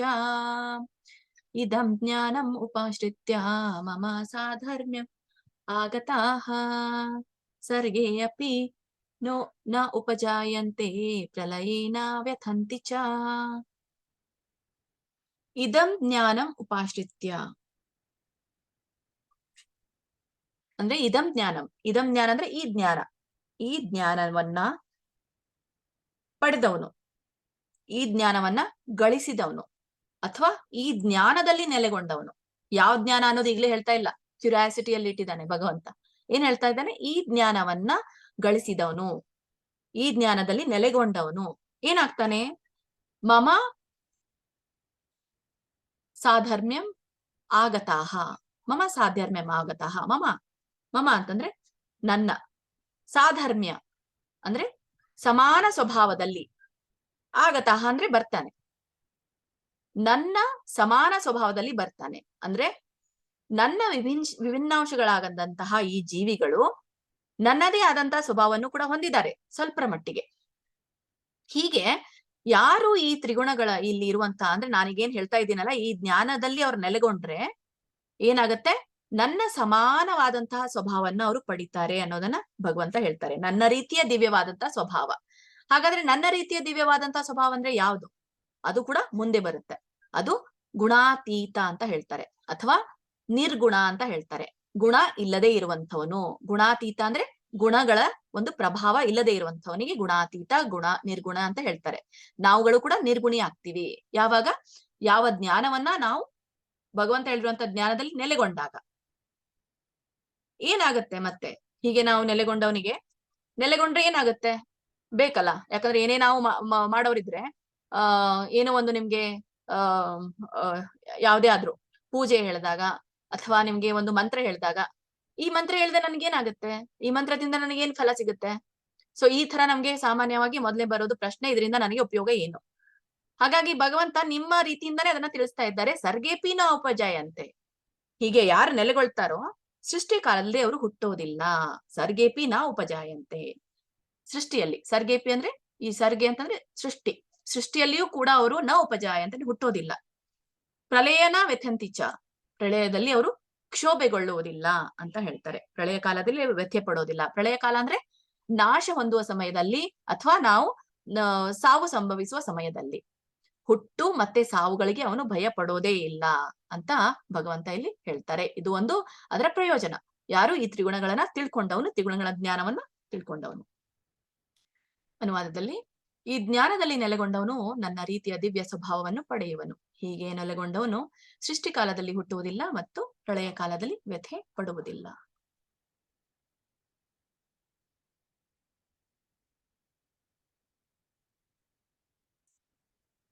ಭಗವದ್ಗೀತೆ 14ನೇ ಅಧ್ಯಾಯದ 3ನೇ ಶ್ಲೋಕದಲ್ಲಿ ಇಲ್ಲಿ ಭಗವಂತ ನಮ್ಗೆ ತಿಳಿಸ್ತಾ ಇರೋದು ಈ ದಿವ್ಯ ಸ್ವಭಾವ ಇವುಗಳನ್ನ ಹೇಳೋಕ್ಕಿಂತ ಮುಂಚೆ ಭಗವಂತ ನಮ್ಗೆ ಈ ಒಂದು ಸೃಷ್ಟಿ ಏನ್ ಹೇಳಿದೋ, ಈ ಒಂದು ಸೃಷ್ಟಿ ಮತ್ತೆ ಪ್ರಳಯ ಅನ್ನುವಂತಹ ವಿಷಯ ಬಂತು 2ನೇ ಶ್ಲೋಕದಲ್ಲಿ. ಸೃಷ್ಟಿ ಮತ್ತೆ ಪ್ರಳಯ ಕಾಲದಲ್ಲಿ ಅವನು ವ್ಯಥೆ ಪಡುವುದಿಲ್ಲ ಅಂತ ಹೇಳಿ. ಹಾಗಾದ್ರೆ ಏನು ಈ ಸೃಷ್ಟಿ ಆಗತ್ತೆ, ಈ ಸೃಷ್ಟಿಯಲ್ಲಿ ಮತ್ತೆ ಈ ಪ್ರಳಯ ಕಾಲದಲ್ಲಿ ಇದರ ಮಧ್ಯೆ ಇರುವಂತಹ ಒಂದು ಈ ತ್ರಿಗುಣಗಳ ಪ್ರಭಾವ ಎಲ್ಲಿಂದ ಬಂತು, ಈ ಒಂದು ಸ್ವಭಾವ ಎಲ್ಲಿಂದ ಬಂತು, ಮತ್ತೆ ಹೇಗೆ ಬಂತು, ಮತ್ತೆ ಇದಕ್ಕೆಲ್ಲ ಯಾರ ಕಾರಣ ಅನ್ನೋದನ್ನ ಭಗವಂತ ಈ ಶ್ಲೋಕದಲ್ಲಿ ಹೇಳ್ತಾರೆ. ಭಗವದ್ಗೀತೆ 14ನೇ ಅಧ್ಯಾಯದ 3ನೇ ಶ್ಲೋಕ.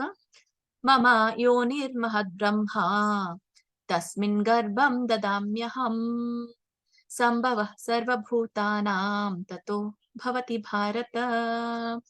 ಮಮ ಯೋನಿರ್ಮಹದ್ ಬ್ರಹ್ಮ ತಸ್ಮಿನ್ ಗರ್ಭಂ ದದಾಮ್ಯಹಂ ಸಂಭವ ಸರ್ವಭೂತಾನಾಂ ತತೋ ಭವತಿ ಭಾರತ. ಇಲ್ಲಿ ಹೇಳೋದು ಮಮ ಯೋನಿರ್ ಮಹದ್ ಬ್ರಹ್ಮ, ಮಮ ಯೋನಿದ್ ಮಹದ್ ಬ್ರಹ್ಮ. ಅರ್ಜುನಿಗೆ ಹೇಳ್ತಾ ಇದ್ದಾನೆ ಇಲ್ಲಿ ಭಾರತ ಅನ್ನುವಂತಹ ಹೆಸರನ್ನ ಸಂಬೋಧನೆ ಮಾಡಿದಾನೆ ಕೊನೆಗೆ. ಅಂದ್ರೆ ಭರತ ವಂಶಜನಾದ. ಭಾ ಅಂತಂದ್ರೆ ಜ್ಞಾನ, ರಥ ಅಂತಂದ್ರೆ ಕೂಡಿರುವಂಥದ್ದು, ಜ್ಞಾನದಿಂದ ಕೂಡಿರುವಂಥವನ್ನು ಆದಂತಹ ಈ ಭಾರತ. ಹಾಗಾಗಿ ನಿನಗೂ ಕೂಡ ಈ ಜ್ಞಾನ ಇದೆ ಅಂತ ತಿಳಿಸ್ಲಿಕ್ಕೆ ಭಗವಂತ ಇದನ್ನ ಹೇಳ್ತಾ ಇರೋದು. ಮಮ ಯೋನಿರ್ಮಹದ್ ಬ್ರಹ್ಮನ್.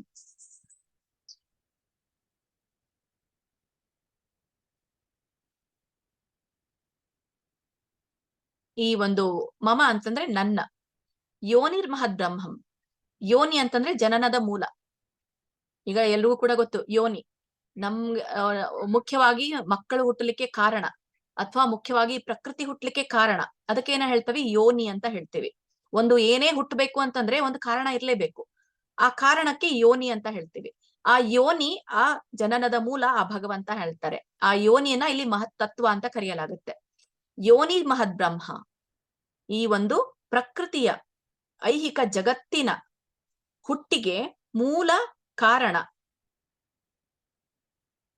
ವಸ್ತುವಿಗೆ ಬ್ರಹ್ಮನ್ ಅಂತ ಕರೆಯಲಾಗುತ್ತೆ. ಈ ಐಹಿಕ ಜಗತ್ತಿಗೆ ಬ್ರಹ್ಮನ್ ಅಂತ ಹೆಸರು. ಇದರದು ಜನನದ ಮೂಲ ಅಂತ ಹೇಳ್ತೀವಿ. ಈಗ ನಮ್ಗೆ ಜನನದ ಮೂಲ ಯಾರು? ತಾಯಿನೇ ಮುಖ್ಯವಾಗಿ ಜನನದ ಮೂಲ. ಅವಳು ಇಲ್ದೆ ತಂದೆಗಷ್ಟೇ ಮಕ್ಕಳನ್ನ ಹುಟ್ಟಿಸ್ಲಿಕ್ಕೆ ಸಾಧ್ಯ ಇಲ್ಲ. ತಾಯಿನೇ ಜನನದ ಮೂಲ. ತಾಯಿ ಜನನದ ಮೂಲ ಆದ್ರೆ ಬೀಜ ಕೊಡೋರು ಯಾರು? ಬೀಜ ಕೊಡೋರು ತಂದೆ. ಹಾಗೇನೆ ಇಲ್ಲಿ ಐಹಿಕ ಪ್ರಕೃತಿಗೆ ಬ್ರಹ್ಮನ್ ಅಂತ ಹೆಸರು. ಈ ಬ್ರಹ್ಮನ್ ಅಂತಂದಾಗ ನಾವು ಬಹಳ ಕಡೆ ಕೇಳಿದೀವಿ, ಇದನ್ನ ಕನ್ಫ್ಯೂಸ್ ಆಗತ್ತೆ. ಅದು ಬ್ರಹ್ಮನ್ ಆದ್ರೆ ಇದು ಬ್ರಹ್ಮನ್ ಆದ್ರೆ ಅದು ಬ್ರಹ್ಮನ್ ಆದ್ರೆ ಯಾವ್ದು ಬ್ರಹ್ಮನ್, ಯಾವ್ದು ನಿಜವಾದ ಬ್ರಹ್ಮನ್? ಅಥವಾ ಎಲ್ಲಾನು ಒಂದೇನಾ ಅಥವಾ ಎಲ್ಲಾನು ಬೇರೆನಾ? 3 ರೀತಿಯಾದ ಬ್ರಹ್ಮನ್ಗಳನ್ನ ನಾವು ಕಾಣ್ತೀವಿ. ಈ ಒಂದು ಸಾಕ್ಷಾತ್ಕಾರದಲ್ಲಿ ಇರುವಂತಹ 3 ಅಂದ್ರೆ ಬ್ರಹ್ಮನ್ ಸಾಕ್ಷಾತ್ಕಾರ, ಪರಮಾತ್ಮ ಸಾಕ್ಷಾತ್ಕಾರ ಮತ್ತೆ ಭಗವಾನ್ ಸಾಕ್ಷಾತ್ಕಾರ.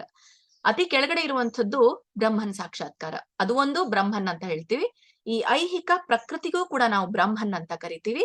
ಮತ್ತೆ ಈ ಮೂಲ ಪ್ರಕೃತಿಗೆ ಸೃಷ್ಟಿಗೆ ಕಾರಣರಾದಂತಹ ಬ್ರಹ್ಮನಿಗೂ ಕೂಡ ನಾವು ಬ್ರಹ್ಮನ್ ಅಂತ ಹೇಳ್ತೀವಿ, ಬ್ರಹ್ಮ ಅಂತ ಹೇಳ್ತೀವಿ. ಹೀಗೆ ನಾವು 3 ರೀತಿಯಾದಂತಹ ಬ್ರಹ್ಮನನ್ನ ಕಾಣ್ತೀವಿ. ಇಲ್ಲಿ ಹೇಳಿರುವಂತದ್ದು ಮಹತ್ತತ್ವ. ಅಂದ್ರೆ ಈ ಬ್ರಹ್ಮಾಂಡ ಒಂದು ಜನನದ ಮೂಲ, ತಾಯಿ ಆದ್ರೆ, ಪ್ರಕೃತಿ ತಾಯಿ ಆದ್ರೆ ಅದಕ್ಕೆ ಬೀಜ ಕೊಡುವವನ್ ಯಾರು? ಪ್ರಶ್ನೆ ಬರುತ್ತೆ. ಸೃಷ್ಟಿ ಆಗ್ಬೇಕಲ್ಲ. ಈಗ ನಾವೆಲ್ಲರೂ ಕೂಡ ಸೃಷ್ಟಿ ಆಗಿದ್ದೇವೆ ಮೂಲವಾಗಿ. ಹಾಗಾದ್ರೆ ಈ ಸೃಷ್ಟಿ ಮಾಡಿದವ್ರು ಯಾರು? ಅದಕ್ಕೆ ಭಗವಂತ ಇಲ್ಲಿ ಹೇಳ್ತಾರೆ, ತಸ್ಮಿನ್ ಗರ್ಭಂ ದದಾಮ್ಯಹಂ. ಗರ್ಭಂ ಅಂತಂದ್ರೆ ಗರ್ಭವನ್ನ ನಾನು ಸೃಷ್ಟಿಸ್ತೇನೆ. ಏನು? ಎದಕ್ಕೆ ಗರ್ಭವನ್ನ ಸೃಷ್ಟಿಸ್ತೇನೆ? ಈ ಬ್ರಹ್ಮನಿಗೆ, ಐಹಿಕ ಪ್ರಕೃತಿಗೆ ಗರ್ಭವನ್ನ ನಾನು ಸೃಷ್ಟಿ ಮಾಡ್ತೇನೆ. ಈಗ ಹೇಗೆ ತಂದೆನೇ ತಾಯಿಗೆ ಗರ್ಭವನ್ನ ಸೃಷ್ಟಿ ಮಾಡ್ತಾರೆ, ಇಲ್ಲಾಂದ್ರೆ ತಾಯಿಗಷ್ಟೇ ಸಾಧ್ಯ ಇಲ್ಲ, ಕೇವಲ ತಾಯಿ ಮೂಲ ಮಾತ್ರ. ಹೀಗೆ ಭಗವಂತನೇ ಗರ್ಭವನ್ನ ಸೃಷ್ಟಿ ಮಾಡ್ತಾನೆ. ಗರ್ಭವನ್ನ ಸೃಷ್ಟಿ ಮಾಡ್ತಾನೆ ಅಂತಂದ್ರೆ ಅವನೇ ಬೀಜ ಪ್ರದಾಯಕ ಅಂತ ಹೇಳ್ತೀವಿ. ಹೀಗೆ ಈ ಐಹಿಕ ಪ್ರಕೃತಿಗೆ ಬ್ರಹ್ಮನ್ ಅಂತ ಹೆಸರು. ಅದು ಜನನದ ಮೂಲ. ಅದಕ್ಕೆ ಭಗವಂತ ಏನ್ ಮಾಡ್ತಾನೆ? ಸಂಭವ ಸರ್ವಭೂತಾನಾಂ. ನಾನು ಬ್ರಹ್ಮನ್ನಾಗಿ ಈ ಒಂದು ಐಹಿಕ ಪ್ರಕೃತಿಗೆ ಗರ್ಭದಾನವನ್ನ ಮಾಡ್ತೀನಿ. ಹೇಗೆ ಗರ್ಭದಾನವನ್ನ ಮಾಡ್ತೀನಿ ಅಂತಂದ್ರೆ, ತಥೋ ಸಂಭವ ಸರ್ವಭೂತಾನಾಂ ತಥೋ ಭವತಿ ಭಾರತ. ಎಲ್ಲ ಜೀವಿಗಳಿಗೆ ನಾನು ಬೀಜ ಪ್ರದಾಯಕ, ಎಲ್ಲ ಜೀವಿಗಳು ಹುಟ್ಟುವುದು ಸಾಧ್ಯವಾಗುವಂತೆ ನಾನು ಮಾಡ್ತೇನೆ ಅಂತ ಭಗವಂತ ಇಲ್ಲಿ ಹೇಳ್ತಾರೆ. ಎಲ್ಲ ಜೀವಿಗಳ ಸೃಷ್ಟಿಗಳು ಹುಟ್ಟುವಂತೆ ಸಾಧ್ಯ ಮಾಡುವವನು ನಾನೇ. ಇಲ್ಲಿ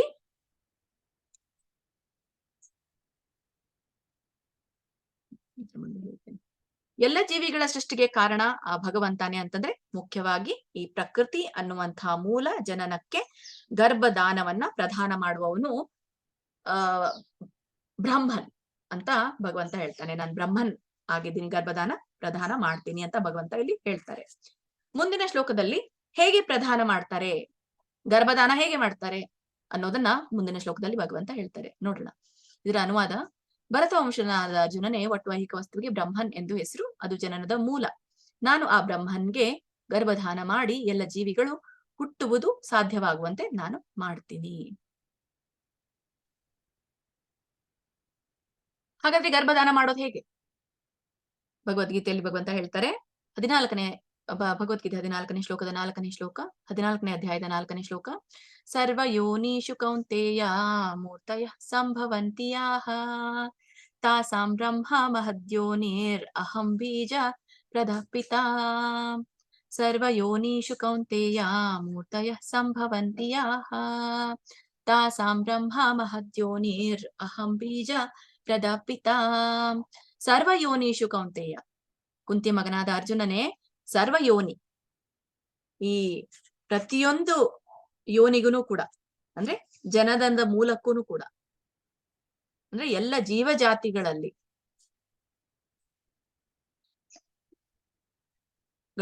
ಮೂರ್ತಯ ಸಂಭವಂತಿಯಾಹ. ಮೂರ್ತಯ ಅಂತಂದ್ರೆ ಒಂದು ಆಕಾರ ಪ್ರಕಟವಾಗುತ್ತೆ. ಅಂದ್ರೆ ಒಂದು ಮೂರ್ತಿ ಪ್ರಕಟವಾಗುತ್ತೆ, ಅಂದ್ರೆ ಜೀವರಾಶಿಗಳ ಸೃಷ್ಟಿಯಾಗತ್ತೆ, ಎಲ್ಲ ವರ್ಗಗಳು ಇರುವುದು ಸಾಧ್ಯವಾಗುತ್ತೆ.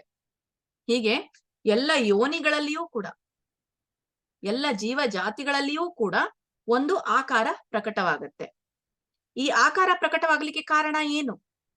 ಆಕಾರ ಪ್ರಕಟವಾಗಲಿಕ್ಕೆ ಕಾರಣ ತಾಸಾಂ ಬ್ರಹ್ಮ ಮಹದ್ಯೋನಿರ್ ಅಹಂ ಬೀಜ ಪ್ರದಾ. ಈ ಒಂದು ಐಹಿಕ ಪ್ರಕೃತಿಯಲ್ಲಿ ಮೂಲವಾಗಿರೋದ್ರಿಂದ ಅಲ್ಲಿ ನಾನು ಗರ್ಭದಾನ ಮಾಡಿದಾಗ ತಾಸಾಂ ಬ್ರಹ್ಮನ್ನಾಗಿ ಮಹದ್ಯೋನಿರ್ ಅಹಂ, ನನ್ನ ಯೋನಿಯಿಂದ ನಾನು ಬೀಜವನ್ನ ಪ್ರದಾನ ಮಾಡ್ತೇನೆ. ಆ ಬೀಜವನ್ನ ಪ್ರದಾನ ಮಾಡುವಂತ ತಂದೆ ನಾನು ಅಂತ ಭಗವಂತ ಇಲ್ಲಿ ಹೇಳ್ತಾರೆ. ಹಾಗಾದ್ರೆ ಐಹಿಕ ಪ್ರಕೃತಿ ಅನ್ನೋದು ಮೂಲವಾದ್ರೆ ಆ ಒಂದು ಮೂಲಕ್ಕೆ ಬೀಜವನ್ನ ಕೊಡುವವನು ನಾನೇ ಅನ್ನೋದನ್ನ ಭಗವಂತ ಇಲ್ಲಿ ತಿಳಿಸ್ತಾರೆ. ಇಲ್ಲಿ ಕೇಳಿದಾಗ ನಮ್ಗೆ ಇನ್ನೊಂದು ವಿಷಯವನ್ನು ನಾವು ತಿಳ್ಕೊಳ್ಬೇಕಾಗತ್ತೆ. ಹೇಗೆ ಇದು ಬೀಜ ಪ್ರದಾಯಕ ಅಂತಂದ್ರೆ, ಇದು ನಮ್ಗೆ ಸ್ವಲ್ಪ ವಿಶ್ಲೇಷಣಾತ್ಮಕವಾಗಿ ತಿಳ್ಕೊಳ್ಲಿಕ್ಕಾಗಲ್ಲ. ಸಾಮಾನ್ಯವಾಗಿ ನಾವೆಲ್ಲ ತಿಳ್ಕೊಳ್ಬಹುದು, ಆದ್ರೆ ಆಧ್ಯಾತ್ಮಿಕವಾಗಿ ಭಗವಂತ ಈಗೆಲ್ಲ ಹೇಗೆ ಮಾಡ್ತಾನೆ ಅನ್ನೋದು ಸ್ವಲ್ಪ ಗೊಂದಲಕ್ಕೆ ಕಾರಣ ಆಗತ್ತೆ. ಹಾಗಾದ್ರೆ ಇಲ್ಲಿ ಭಗವಂತ ಯಾವ ತರನಾಗಿ ಹೇಳ್ತಾ ಇರೋದು? ಸ್ವಲ್ಪ ನಮ್ಮ ಭೌತಿಕ ಸೃಷ್ಟಿಯ ಆ ಕಡೆಯಿಂದ ನಾವು ಯೋಚನೆ ಮಾಡಿದಾಗ ಭಗವಂತ ಮಹಾವಿಷ್ಣು ಆಗಿದ್ದಾನೆ. ಮಹಾವಿಷ್ಣುವಿನ ಪ್ರತಿಯೊಂದು ಉಸಿರಿನಿಂದ ಏನಾಗುತ್ತೆ, ಬಹಳಷ್ಟು ಬ್ರಹ್ಮಾಂಡಗಳ ಸೃಷ್ಟಿ ಆಗತ್ತೆ. ಆ ಬ್ರಹ್ಮಾಂಡಗಳ ಸೃಷ್ಟಿಯಾದಾಗ ಅಲ್ಲಿ ಗರ್ಭೋದಕಶಾಹಿ ವಿಷ್ಣು, ಪ್ರತಿಯೊಂದು ಬ್ರಹ್ಮಾಂಡದಲ್ಲಿ ಒಬ್ಬೊಬ್ಬ ಗರ್ಭೋದಕಶಾಹಿ ವಿಷ್ಣು ಇರ್ತಾನೆ. ಆಮೇಲೆ ಕ್ಷೀರೋದಕಶಾಹಿ ವಿಷ್ಣು ಆಮೇಲೆ ಬರ್ತಾನೆ ಪ್ರತಿಯೊಂದು ಜೀವಿಗಳಲ್ಲಿ. ಈ ಗರ್ಭೋದಕಶಾಹಿಯ ವಿಷ್ಣು ಒಳಗಡೆ ಅವನ ನಾಭಿಯಿಂದ ಬರುವಂತದ್ದು ಒಂದು ಕಮಲ. ಆ ಕಮಲದಲ್ಲಿ ಸೃಷ್ಟಿಯಾಗುವಂಥದ್ದು ಬ್ರಹ್ಮ. ಆ ಬ್ರಹ್ಮ ಸೃಷ್ಟಿ ಮಾಡುವಂಥದ್ದು ಎಲ್ಲ ಜೀವರಾಶಿಗಳನ್ನ. ಕೇವಲ ಜೀವರಾಶಿಗಳನ್ನ ಸೃಷ್ಟಿ ಮಾಡೋದಷ್ಟೇ ಕೆಲಸ ಬ್ರಹ್ಮಂದು. ಹಾಗಾದ್ರೆ ಇಲ್ಲಿ ತ್ರಿಗುಣಗಳ ಕೆಲಸ ಯಾರ್ದು? ತ್ರಿಗುಣ ಅಂದ್ರೆ ಏನು? ಯಾಕೆ ತ್ರಿಗುಣ ಅನ್ನೋದು ಬಂತು ಅನ್ನೋದು. ಈ ಭಗವಂತ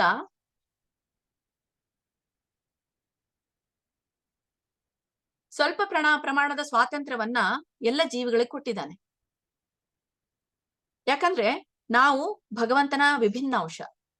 ವಿಭಿನ್ನ ಅಂಶ ಆದ್ರೆ ಭಗವಂತನ ಅಂಶ ಇರ್ಬೇಕು ತಾನೆ. ಈಗ ಹೇಗೆ ನಮ್ಮ ತಂದೆ ತಾಯಿಗಳನ್ನ ನೋಡಿದಾಗ ನಮ್ಗೆ ತಾಯಿ ತರಾನೇ ನಮ್ದು ಮೂಗಿರುತ್ತೆ, ತಂದೆ ತರಾನೇ ನಮ್ ಕಿವಿಗಳಿರುತ್ತೆ, ತಾಯಿ ತರ ನಮ್ಮ ಕೂದ್ಲಿರುತ್ತೆ, ಹೈಟು ಅದೇ ತರ ಇರುತ್ತೆ, ಸ್ವಲ್ಪ ಆದ ಪ್ರಮಾಣದಲ್ಲಿ ಬಂದಿರುತ್ತೆ. ಇದು ಬಾಹ್ಯವಾಗಿ, ಇದು ಭೌತಿಕ ಒಂದು ಅಂಶ, ಭೌತಿಕವಾಗಿ ಕಾಣ್ಲಿಕ್ಕೆ ಅಷ್ಟೇ ಇರುವಂತದ್ದು. ಭೌತಿಕವಾಗಿ ಕಾಣ್ಲಿಕ್ಕೇನೆ ತಂದೆಯಿಂದ ತಾಯಿಯಿಂದ ನಮ್ಗೆ ಗುಣಗಳು ಬಂದಿರುತ್ತೆ, ಹೆರಿಡಿಟಿ ಅಂತ ಹೇಳ್ತೀವಿ. ಹಾಗಾದ್ರೆ ಜೀವಿ ಭಗವಂತನದ್ದು. ನಮ್ಮ ಆತ್ಮ, ನಮ್ಮ ದೇಹದ ಒಳಗಡೆ ಇರುವಂತಹ ಆತ್ಮ ಆ ಭಗವಂತನದ್ದು.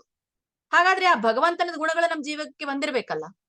ಎಷ್ಟು ಪ್ರಮಾಣದಲ್ಲಿ ಬಂದಿರುತ್ತೆ ಅನ್ನೋದು ನಿಮ್ಗೆ ಗೊತ್ತು. ಈಗಾಗಲೇ ಸಮುದ್ರದ ಉದಾಹರಣೆಯನ್ನ ಕೊಟ್ಟಿದ್ದೀವಿ. ಕೇವಲ ಅದರಲ್ಲಿ ಒಂದು ಬಿಂದು ಮಾತ್ರ ನಾವು. ಸಮುದ್ರ ಭಗವಂತನಾದ್ರೆ ಅದರಲ್ಲಿ ಇರುವಂತಹ ಒಂದು ಬಿಂದು ಮಾತ್ರ ನಮ್ಮ ಆತ್ಮ. ಹಾಗಾದ್ರೆ ಆ ಒಂದು ಬಿಂದುವಿನಲ್ಲಿ ಉಪ್ಪಿರುತ್ತಲ್ಲ, ಹಾಗೇನೆ ನಮ್ಮ ಆತ್ಮಕ್ಕೆ ಭಗವಂತನ ಅಂಶ ಇರುತ್ತೆ ಅಂತ ಆಯ್ತು. ಹೀಗೆ ಭಗವಂತ ಅನ್ನೋ ಒಬ್ಬ ನಿಯಂತ್ರಕ, ಎಲ್ಲವನ್ನ ನಿಯಂತ್ರಿಸ್ತಾನೆ ಭಗವಂತ.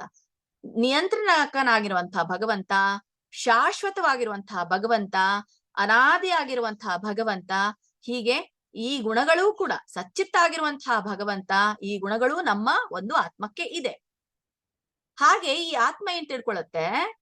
ಸ್ವತಂತ್ರ. ಭಗವಂತ ಸ್ವತಂತ್ರನಾದವನು. ನನ್ನ ಜೀವಿಯೂ ಕೂಡ ಸ್ವತಂತ್ರ ಆದದ್ದು. ಆದ್ರೆ ಎಷ್ಟು ಮಟ್ಟಿಗೆ ಸ್ವತಂತ್ರ? ಸ್ವಲ್ಪ ಪ್ರಮಾಣದಲ್ಲಿ. ಆ ಸ್ವಲ್ಪ ಪ್ರಮಾಣದ ಒಂದು ಸ್ವಾತಂತ್ರ್ಯವನ್ನ ನಮ್ಮ ಜೀವಿ ದುರುಪಯೋಗ ಪಡಿಸ್ಕೊಳ್ಳುತ್ತೆ, ಮಿಸ್ಯೂಸ್ ಮಾಡ್ಕೊಂಡು ಏನ್ ಮಾಡತ್ತೆ? ನಾನೂ ಕೂಡ ಸ್ವತಂತ್ರ, ನಾನು ಕೂಡ ನಿಯಂತ್ರಿಸಬಲ್ಲೆ ನನ್ನನ್ನ ನಾನು ಅಂತ ಹೇಳಿ ಭಗವಂತನಿಗೆ ಹೇಳುತ್ತೆ. ಹೌದಪ್ಪ, ನಿನ್ನನ್ನ ನೀನು ನಿಯಂತ್ರಿಸಿಕೊಳ್ಳಬಹುದಾದ್ರೆ ನಾನು ಒಂದು ಬ್ರಹ್ಮಾಂಡವನ್ನ ಸೃಷ್ಟಿ ಮಾಡ್ತೇನೆ, ನಿನ್ನೆಲ್ಲ ಅದ್ರಲ್ಲಿ ಹಾಕ್ತೇನೆ. ನಿನ್ನನ್ನ ಅದ್ರೊಳಗೆ ಹಾಕಿದ ಮೇಲೆ ನಿನಗೆ ಒಂದು ದೇಹ ಬರುತ್ತೆ. ಆ ದೇಹವನ್ನ ನೀನು ನಿಯಂತ್ರಿಸಿ ನನ್ನ ಕಡೆಗೆ ಬಾ ಅಂತ ಹೇಳಿ ಭಗವಂತ ನಮ್ಮನ್ನ ಈ ಬ್ರಹ್ಮಾಂಡದಲ್ಲಿ ಹಾಕಿರುವಂಥದ್ದು. ಹಾಗಾದ್ರೆ ನೇರವಾಗಿ ಭಗವಂತನೇ ಇದೆಲ್ಲ ಕೆಲಸ ಮಾಡ್ತಾನಾ? ಇಲ್ಲ. ಈಗಾಗಲೇ ಎಷ್ಟೊಂದು ದೇವತೆಗಳ ಕುರಿತಾಗಿ ನಾವು ತಿಳ್ಕೊಂಡಿದ್ದೀವಿ. ಎಲ್ಲ ದೇವತೆಗಳು ಭಗವಂತನ ಅಧೀನದಲ್ಲಿ ಇರೋರು ಅಂತ ನಾವು ತಿಳ್ಕೊಂಡಿದ್ದೀವಿ. ಹಾಗಾಗಿ ಅವ್ರ ಮೂಲಕನೇ ಭಗವಂತ ಕೆಲಸ ಮಾಡಿಸುವಂಥದ್ದು. ಹಾಗಾದ್ರೆ ಈ ಬ್ರಹ್ಮಾಂಡದ ಒಂದು ಈ ತ್ರಿಗುಣಗಳ ಭಗವಂತ ಏನು ಈ ಜ್ಞಾನವನ್ನ ಕೊಡ್ತಾ ಇದ್ದಾನೋ, ಈ ಜ್ಞಾನದ ಒಂದು ದೇವತೆ, ಅಧಿಪತಿ, ಅಭಿಮಾನಿ ದೇವತೆ ಯಾರು? ಭಗವಂತ ತನ್ನನ್ನ ತಾನು ಬಹಳಷ್ಟು ರೀತಿಯಲ್ಲಿ ಅವತರಿಸಿದ್ದಾನೆ, ಬಹಳಷ್ಟು ರೀತಿಯಲ್ಲಿ ವಿಸ್ತರಿಸಿಕೊಂಡಿದ್ದಾನೆ. ಅದರಲ್ಲಿ ಇನ್ನೊಂದು ವಿಸ್ತರಣೆ ಶಂಭು ವಿಸ್ತರಣೆ ಅಂತ ಹೇಳ್ತೀವಿ. ಈ ಶಂಭು ವಿಸ್ತರಣೆಯಲ್ಲಿ ಶಂಭುವಿನ ಜೊತೆಗೆ ದುರ್ಗೆಯನ್ನು ಕೂಡ ಅವನು ಕಳಿಸ್ತಾನೆ ನಿಯಂತ್ರಣ ಮಾಡ್ಲಿಕ್ಕೆ. ಏನ್ ನಿಯಂತ್ರಣ ಮಾಡ್ಲಿಕ್ಕೆ? ಈ ಬ್ರಹ್ಮಾಂಡವನ್ನ ನಿಯಂತ್ರಣ ಮಾಡ್ಲಿಕ್ಕೆ. ಅಂದ್ರೆ ಇದು ಬ್ರಹ್ಮ ಜೀವಿಗಳನ್ನ ಸೃಷ್ಟಿ ಮಾಡೋಕ್ಕಿಂತ ಮುಂಚೆನೆ ಇರುವಂಥದ್ದು. ಏನು? ಶಂಭು ಬರ್ತಾನೆ. ಶಂಭು ಅಂದ್ರೆ ಶಿವ.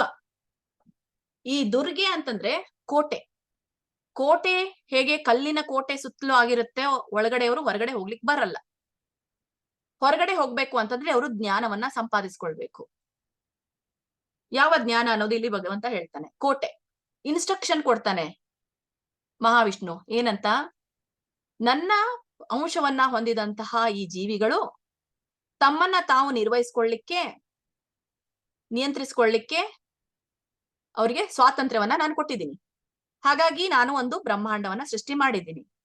ಆ ಬ್ರಹ್ಮಾಂಡದಲ್ಲಿ ಅವಳು ಒಂದು ಕವರಿನ ರೀತಿಯಲ್ಲಿ ದುರ್ಗೆ ನೀನೊಂದು ಕೋಟೆಯನ್ನ ಕಟ್ಟಬೇಕು. ಆ ಕೋಟೆಯನ್ನ ಕಟ್ಟಿ ತ್ರಿಗುಣಗಳು ಅನ್ನುವಂತಹ ಗುಣಗಳನ್ನ ನೀನು ಅಲ್ಲಿ ಹಾಕ್ಬೇಕು ಅಂತ ಹೇಳ್ತಾನೆ. ಈ ಪ್ರಕೃತಿಯ ಸುತ್ತ ಅಂದ್ರೆ ನಾವು ಬ್ರಹ್ಮಾಂಡ ನಾವು ಕಾಣ್ತೀವಲ್ಲ, ಬ್ರಹ್ಮಾಂಡ ಗೋಲ, ಅದ್ರ ಸುತ್ತ ಒಂದು ಲೇಯರ್ ಇರುತ್ತೆ. ಆ ಲೇಯರ್ಗೆ ನಾವೇನ್ ಹೇಳ್ತೇವೆ, ಮಹಾಮಾಯೆ ಅಂತ ಹೇಳ್ತೀವಿ. ಈ ಮಹಾಮಾಯೆಯನ್ನ ಬಿಡಿಸ್ಕೊಳ್ಬೇಕು ನಾವು ಎಲ್ಲರೂ ಕೂಡ. ಮಹಾಮಾಯೆಯಿಂದ ನಾವು ಆವೃತರಾಗಿದ್ದೀವಿ. ಈ ಮಹಾಮಾಯೆಯಲ್ಲಿ ದುರ್ಗೆ ತ್ರಿಗುಣಗಳ ರೂಪದಲ್ಲಿ ತನ್ನ ಕಾರ್ಯವನ್ನ ನಿರ್ವಹಿಸ್ತಾ ಇದ್ದಾಳೆ.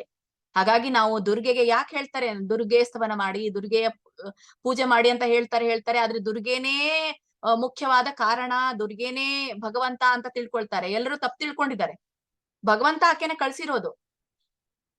ಎಲ್ಲರೂ ಏನ್ ಹೇಳ್ತಾರೆ, ವಾದ ಮಾಡ್ತಾರೆ, ದುರ್ಗೆನೇ ಮುಖ್ಯವಾದಂಥವಳು, ಅವಳೆ ಎಲ್ಲಾನು ಮಾಡಿರುವಂಥವಳು ಅಂತ ತಪ್ಪು ಕಲ್ಪನೆ ಇಲ್ಲಿ ಬಂದಿರುವಂತದ್ದು.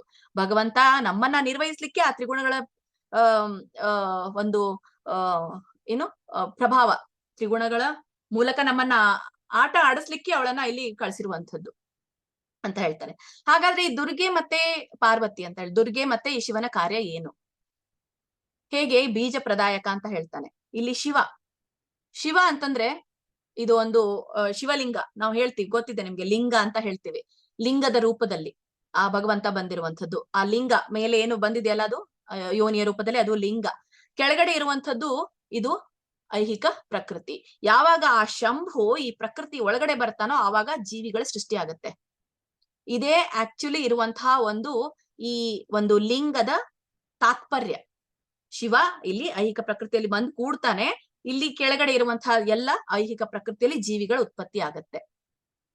ಹೀಗೆ ಸೃಷ್ಟಿ ಆಗುವಂಥದ್ದು. ಹೀಗೆ ಆವಾಗ ಸೃಷ್ಟಿ ಆಗತ್ತೋ ಈ ಮಹಾಮಾಯೆ ಅನ್ನೋದು ಕವರ್ ಆಗತ್ತೆ ಎಲ್ಲರಿಗೂ ಕೂಡ. ಅದು ದುರ್ಗೆಯ ರೂಪದಲ್ಲಿ ಕೋಟೆಯನ್ನ ಒಂದು ನಿರ್ಮಾಣ ಮಾಡ್ತಾಳೆ. ಹಾಗಾದ್ರೆ ಈ ಶಿವ ಎಲ್ಲಿರ್ತಾನೆ ಅನ್ನೋದು, ಶಿವ ಈ ಒಂದು ಬ್ರಹ್ಮಾಂಡ ಮತ್ತೆ ಆಧ್ಯಾತ್ಮ ಲೋಕ, ಅದೇ ಭಗವಂತನ ಲೋಕ. ಭಗವಂತನ ಲೋಕ ಮತ್ತೆ ಬ್ರಹ್ಮಾಂಡಗಳ ಮಧ್ಯೆ ಏನಿದು ಲೋಕ ಇದೆಯೋ ಆ ಲೋಕಕ್ಕೆ ಈ ಶಿವಲೋಕ ಅಂತ ಹೇಳ್ತಾರೆ, ಶಂಭುವಿನ ಲೋಕ ಅಂತ ಹೇಳ್ತಾರೆ. ಆ ಲೋಕದಲ್ಲಿ ಅವನಿರ್ತಾನೆ. ಈಗ ಉದಾಹರಣೆಗೆ ಒಂದು ಸಮುದ್ರವನ್ನ ನೋಡಿದಾಗ ಭಗವಂತನಿಗೆ ನಾವು ಹೋಲಿಸಿದಾಗ, ಮತ್ತೆ ಈ ಒಂದು ಭೌತಿಕ ಲೋಕ ಸಮುದ್ರದ ಆಚೆ ಇರುತ್ತೆ ದಂಡೆಯನ್ನ ಬಿಟ್ಟು. ಈ ಸಮುದ್ರದ ದಂಡೆಯಲ್ಲಿ ನಾವು ನೋಡಿದಾಗ ಕೆಲವೊಮ್ಮೆ ನೀರು ಏರಾದಾಗ ಆ ಸಮುದ್ರದ ದಂಡೆ ಉದ್ದಕ್ಕೂ ಬರುತ್ತೆ, ನೀರು ಕಡಿಮೆ ಆದಾಗ ಆ ದಂಡೆಯಲ್ಲಿ ಬರಲ್ಲ. ಆದ್ರೂ ಕೂಡ ಸಮುದ್ರದ ದಂಡೆ ಕವರ್ ಆಗಿರುತ್ತೆ ನೀರಿಂದ, ಬಂದು ಹೋಗುತ್ತೆ ನೀರು. ಈ ಒಂದು ಏನು ಮಧ್ಯದ ಜಾಗ ಇದೆಯೋ ಭೌತಿಕ ಮತ್ತೆ ಈ ಆಧ್ಯಾತ್ಮ, ಹೀಗೆ ಸಮುದ್ರ ಮತ್ತೆ ಈ ಒಂದು ದಡದ ಆಚೆ ಇರುವಂತದ್ದು, ಇದೇನು ದಡ ಅಂತ ಹೇಳ್ತೀವಲ್ಲ ನಾವು, ತಟ ಅಂತ ಹೇಳ್ತೀವಿ, ಸಮುದ್ರದ ತಟ, ಅದೇ ಶಂಭುವಿನ ಲೋಕ. ಹಾಗಿದೆ ಇಲ್ಲಿ ಶಂಭು, ಅವನು ಜೀವಿ ಅಲ್ಲ. ಹಾಗಾಗಿ ಇದು ಬ್ರಹ್ಮ ಒಂದು ಯಾರು ತನ್ನನ್ನ ತಾನು ಭಗವಂತ ಅವತರಿಸಿಕೊಂಡು ಶಂಭುವಿನ ರೂಪದಲ್ಲಿ ಬೀಜ ಪ್ರಧಾನವನ್ನ ಮಾಡ್ತಾನೆ. ದುರ್ಗೆಯನ್ನ ಈ 3 ತ್ರಿಗುಣಗಳಿಂದ ಜೀವಿಗಳನ್ನ ನಿರ್ವಹಿಸ್ಲಿಕ್ಕೆ ಕಳಿಸ್ತಾನೆ. ಹೀಗೆ ಈ ದುರ್ಗೆ ಭಗವಂತನ ಅಧೀನಲಾದಂಥವಳು, ಅವನ ಒಂದು ಮಾರ್ಗದರ್ಶನದ ಅಡಿಯಲ್ಲಿ ಈ ಒಂದು ಕಾರ್ಯವನ್ನ ನಿರ್ವಹಿಸುವಂಥವಳು ಈ ಒಂದು ಯಾರು ಮಹಾಮಾಯೆ, ದುರ್ಗೆ ಅಂತ ಹೇಳ್ತೀವಿ. ಹಾಗಾದ್ರೆ ಇಲ್ಲಿ ಸೃಷ್ಟಿ ಮಾಡಿದವನು ಬ್ರಹ್ಮ ಆದ್ನಲ್ಲ, ಮತ್ತೆ ಬ್ರಹ್ಮ ಎಲ್ಲಿಂದ ಬಂದ? ಈಗ ತಾನೇ ಹೇಳಿದ್ರಿ, ಮಹಾವಿಷ್ಣು, ಗರ್ಭೋದಕ ಶಾಯ ವಿಷ್ಣು, ಕ್ಷೀರೋದಕ ಶಾಯ ವಿಷ್ಣು, ಮತ್ತೆ ಬ್ರಹ್ಮ ಏನ್ ಮಾಡ್ತಾನೆ? ಇಲ್ಲಿ ಪ್ರತಿಯೊಂದು ಬ್ರಹ್ಮಾಂಡದಲ್ಲಿ ಈ ಯಾರು ಬರ್ತಾರೆ? ಗರ್ಭೋದಕ ಶಾಯ ವಿಷ್ಣು ಬಂದು ಗರ್ಭೋದಕ ಶಾಯ ವಿಷ್ಣುವಿನಿಂದ ಆ ಗರ್ಭೋದಕ ಶಾಯ ವಿಷ್ಣು ಆಗೇನೆ ಆ ಕಾರ್ಯವನ್ನ ಶಂಭು ನಿರ್ವಹಿಸುವಂಥದ್ದು. ಇಲ್ಲಿ ಮತ್ತೆ ಈ ನಾಭಿಯಲ್ಲಿ ಇರುವಂತಹ ಬ್ರಹ್ಮ ಏನ್ ಹೇಳ್ತೇವೆ, ಆ ಬ್ರಹ್ಮ ಎಲ್ಲ ಜೀವಿಗಳ ಸೃಷ್ಟಿಗೆ ಕಾರಣನಾಗಿ ಆ ಒಂದು ತ್ರಿಗುಣಗಳ ಕಾರ್ಯವನ್ನ ಆಮೇಲೆ ಈ ದುರ್ಗೆ ನಿರ್ವಹಿಸ್ತಾಳೆ. ಹೀಗೆ ಈ ಒಂದು ತಾಸಾಂ ಬ್ರಹ್ಮ ಮಧ್ಯೋನಿರ್ ಅಹಂ ಬೀಜ ಪ್ರದಾಹ ಅಂತ ಹೇಳ್ತಾರೆ. ಆದ್ರೂ ಕೂಡ ಈ ಶಂಭುವಿನ ಮೂಲಕ, ದುರ್ಗೆಯ ಮೂಲಕ ನಾನು ನಿರ್ವಹಿಸಿದ್ರು ಕೂಡ ಬೀಜ ಪ್ರದಾಯಕ ನಾನೇ ಅಂತ ಭಗವಂತ ಇಲ್ಲಿ ಹೇಳ್ತಾರೆ. ಭಗವದ್ಗೀತೆ 14ನೇ ಅಧ್ಯಾಯದ 5ನೇ ಶ್ಲೋಕ. ನೋಡೋಣ ಯಾವ್ಯಾವ್ದು ಈ ಗುಣಗಳು ಅನ್ನೋದನ್ನ ಇಲ್ಲಿ ಹೇಳ್ತಾರೆ. ಸತ್ವಂ ರಜಸ್ತಮ ಇತಿ ಗುಣ ಪ್ರಕೃತಿ ಸಂಭವಾಃ ನಿಬಂಧಂತಿ ಮಹಾಬಾಹೋ ದೇಹೇ ದೇಹಿನಂ ಅವ್ಯಯಂ. ಸತ್ವಂ ರಜಸ್ತಮ ಇತಿ ಗುಣ ಪ್ರಕೃತಿ ಸಂಭವಾಃ ನಿಬದ್ಧಂತಿ ಮಹಾಬಾಹೋ ದೇಹೇ ದೇಹಿನಂ ಅವ್ಯಯಂ. ಸತ್ವ ರಜಸ್ತಂ ಇತಿ. ಹಾಗಾದ್ರೆ ಆ ಜ್ಞಾನ ಯಾವುದು? ಭಗವಂತ ಹೇಳ್ತಾರೆ, ನಾನೀಗ ಕೊಡುವಂತಹ ಜ್ಞಾನ 2ನೇ ಶ್ಲೋಕದಲ್ಲಿ ಹೇಳಿದ್ರು, ಇದಂ ಜ್ಞಾನಂ ಉಪಾಶ್ರಿತ್ಯ ಮಮ ಸಾಧರ್ಮ್ಯ ಆಗತಾಹ. ನನ್ನ ಕಡೆಗೆ ಬರ್ತಾನೆ, ನನ್ನ ಸ್ವಭಾವವನ್ನ ಹೊಂತಾನೆ, ಈ ಜ್ಞಾನವನ್ನ ನನಗೆ ಕೊಟ್ರೆ. ಹಾಗಾದ್ರೆ ಆ ಜ್ಞಾನ ಯಾವುದು? ಆ ಒಂದು ಜ್ಞಾನ ತ್ರಿಗುಣಗಳ ಜ್ಞಾನ. ಅದು ಯಾವುದು? ಸತ್ವ ರಜಸ್ತಮ ಇತಿ. ಸತ್ವ, ರಜಸ್ಸು ಮತ್ತೆ ತಮಸ್ಸು ಅನ್ನುವಂತ 3 ಗುಣಗಳು. ಗುಣಾಹ ಪ್ರಕೃತಿ ಸಂಭವಾಹ ಅಂತ ಹೇಳಿ ಭಗವಂತ ಹೇಳ್ತಾರೆ. ಈ ಪ್ರಕೃತಿಯಲ್ಲಿ 3 ಗುಣಗಳಿವೆ. ಅದುರ್ಗೆ ಕೊಡುವಂತಹ ಗುಣ ಅದ್ಯಾವುದು? ಸತ್ವ, ರಜಸ್ಸು, ತಮಸ್ಸು. ಹೀಗೆ ಇಲ್ಲಿ ಮಹಾಬಾಹೋ ಅಂತ ಹೇಳ್ತಾರೆ. ಯಾಕೆ ಇಲ್ಲಿ ಮಹಾಬಾಹೋ ಅಂತ ಹೇಳ್ತಾ ಇರುವಂತದ್ದು? ಇಂದ್ರಿಯಗಳನ್ನ ನಿಗ್ರಹಿಸ್ಲಿಕ್ಕೆ ಬಾಹುವಿನ ಅವಶ್ಯಕತೆ ಇದೆಯಾ? ಇಲ್ಲ. ಯಾಕೆ ಹೇಳ್ತಾ ಇರುವಂತದ್ದು ಇಲ್ಲಿ? ಈ ಒಂದು ತ್ರಿಗುಣಗಳು ಅನ್ನೋದು ಬಂಧನಕ್ಕೆ ಪಟ್ಟಿರುವಂತದ್ದು. ಈ ಬಂಧನದಿಂದ ಹೊರಗಡೆ ಬರಬೇಕು ಅಂತಂದ್ರೆ ಬಾಹುವಿನ ಅವಶ್ಯಕತೆನೇ ಇದೆ. ಅದಕ್ಕಾಗಿ ಇಲ್ಲಿ ಮಹಾಬಾಹೋ ಅನ್ನುವಂತಹ ಶಬ್ದವನ್ನ ಸಂಬೋಧನೆಯನ್ನ ಮಾಡ್ತಾ ಇದ್ದಾರೆ. ನಿಬದ್ಧಂತಿ ಮಹಾಬಾಹೋ ದೇಹೇ ದೇಹಿನಂ ಅವ್ಯಯಂ. ಹೀಗಾಗಿ ಈ ಒಂದು ನಿತ್ಯನಾದ ಜೀವಿ, ಶಾಶ್ವತವಾದಂತಹ ನಮ್ಮ ಒಂದು ಜೀವಾತ್ಮ ಈ ಪ್ರಕೃತಿ ಒಳಗಡೆ ಬರುತ್ತೆ. ಯಾಕಂದ್ರೆ ಸ್ವಾತಂತ್ರ್ಯ ಬೇಡಿರುತ್ತಲ್ಲ, ಸ್ವಾತಂತ್ರ್ಯ ಬೇಡಿರೋದ್ರಿಂದ ಪ್ರಕೃತಿಯ ಒಳಗಡೆ ದೇಹವನ್ನ ಕೊಟ್ಟು ಭಗವಂತ ನಮ್ಮನ್ನ ಇಲ್ಲಿ ಹಾಕ್ತಾನೆ. ಹಾಗಾಗಿ ನಮ್ಮ ದೇಹ ಅನ್ನೋದು ಪ್ರಕೃತಿಯೊಡನೆ ಸಂಪರ್ಕ ಬರುತ್ತೆ ವಿನಃ ಜೀವಿ ಪ್ರಕೃತಿಯೊಡನೆ ಸಂಬಂಧಕ್ಕೆ ಬರಲ್ಲ. ಯಾಕಂದ್ರೆ ಪ್ರಕೃತಿ ಅನ್ನೋದು ಕೇವಲ ನಮ್ಮ ಹೃದಯದಲ್ಲಿ ಇರುವಂತದ್ದು. ಅದು ಪ್ರಕೃತಿಗೆ ಒಂದು ಪ್ರಭಾವಕ್ಕೆ ಒಳಗಾಗೋದಿಲ್ಲ. ಆದ್ರೆ ಯಾವಾಗ ಈ ಜೀವಿ ದೇಹದಲ್ಲಿ ಇದ್ಕೊಂಡು ಈ ದೇಹದಿಂದ ಪ್ರಕೃತಿಯ ಸಂಪರ್ಕಕ್ಕೆ ಬಂದಾಗ ಈ ಗುಣಗಳ ಬಂಧನಕ್ಕೆ ಒಳಗಾಗುತ್ತೆ ಅಂತ ಹೇಳ್ತಾರೆ. ಯಾಕೆ ಗುಣಗಳ ಬಂಧನಕ್ಕೆ? ಯಾಕಂದ್ರೆ ನಮ್ಮ ಸುತ್ತಲ ಮಾಯೆ ಇದ್ದಾಳೆ, ಮಹಾಮಾಯೆ ಇರೋದ್ರಿಂದ. ಹಾಗಾದ್ರೆ ಈ ಮಹಾಮಾಯೆ ಯೋಗ ಮಾಯೆಗೂ ವ್ಯತ್ಯಾಸ ಕೂಡ ಆಗ್ಲೇ ನಾನು ನಿಮ್ಗೆ ಹೇಳ್ಬೇಕಿತ್ತು. ಯೋಗ ಮಾಯೆ ಅನ್ನೋದು ಒಂದು ಅಂತರಂಗ ಶಕ್ತಿ, ಅದು ರಾಧಾರಾಣಿ ಕೃಷ್ಣನದ್ದು. ಅದ ಅಂತರಂಗ ಶಕ್ತಿಯನ್ನ ನಾವು ಹೋಗಿ ತಲುಪಬೇಕು. ಈ ಜೀವಿನೂ ಕೂಡ ಅಂತರಂಗ ಶಕ್ತಿಯನ್ನ ಹೊಂದಿರುವಂತದ್ದು ನಮ್ಮ ಪ್ರತಿಯೊಂದು ಜೀವಾತ್ಮ. ಹಾಗಾದ್ರೆ ಈ ಒಂದು ದೇಹ ಏನಿದೆಯೋ, ಈ ಯೋಗ ಮಾಯೆ ಅಂತ ಏನಿದೆಯೋ, ಭೌತಿಕ ಶಕ್ತಿಗೆ ಒಳಪಟ್ಟಿರುವಂತದ್ದು, ಇದು ಭಗವಂತನ ಬಾಹ್ಯ ಶಕ್ತಿ. ಭಗವಂತನಿಗೆ 2 ಶಕ್ತಿ ಇದೆ, ಅಂತರಂಗ ಶಕ್ತಿ, ಬಾಹ್ಯ ಶಕ್ತಿ. ಅಂತರಂಗ ಶಕ್ತಿ ರಾಧಾರಾಣಿ, ಬಾಹ್ಯ ಶಕ್ತಿ ದುರ್ಗೆ. ಹಾಗಾಗಿ ಈ ಬಾಹ್ಯ ಶಕ್ತಿಯಿಂದ ಅವನು ಈ ಭೌತಿಕ ಶಕ್ತಿ ಪ್ರಕೃತಿಯನ್ನ ನಿರ್ವಹಿಸ್ತಾನೆ. ಹೀಗೆ ಈ ಒಂದು ಗುಣಗಳು ಏನಾಗತ್ತೆ, ಜೀವಿ ಈ ಒಂದು ಭೌತಿಕ ಪ್ರಕೃತಿಯ ಸಂಪರ್ಕಕ್ಕೆ ಬಂದಾಗ ಗುಣಗಳ ಬಂಧನಕ್ಕೆ ಒಳಗಾಗತ್ತೆ ಅಂತ. ಬಂಧನಕ್ಕೆ ಒಳಪಡತ್ತೆ. ದುರ್ಗೆ ಅಂದ್ರೇನೆ ಕೋಟೆ. ಹಾಗಾದ್ರೆ ಕೋಟೆ ಒಳಗೆ ನಾವಿದ್ದೇವೆ, ಮತ್ತೆ ಇಲ್ಲಿ ನಾವು ಒಂದು ಕೋಟೆ ಒಳಗಿದ್ದೇವೆ. ದೇಹ ಅನ್ನುವಂತಹ ಕೋಟೆ, ಈ ಒಂದು ತ್ರಿಗುಣಗಳು ಅನ್ನುವಂತಹ ಕೋಟೆಯ ಬಂಧನಕ್ಕೆ ನಾವು ಒಳಗಾಗ್ತಾ ಇದ್ದೇವೆ ಅನ್ನೋದನ್ನ ಇಲ್ಲಿ ಹೇಳ್ತಾರೆ.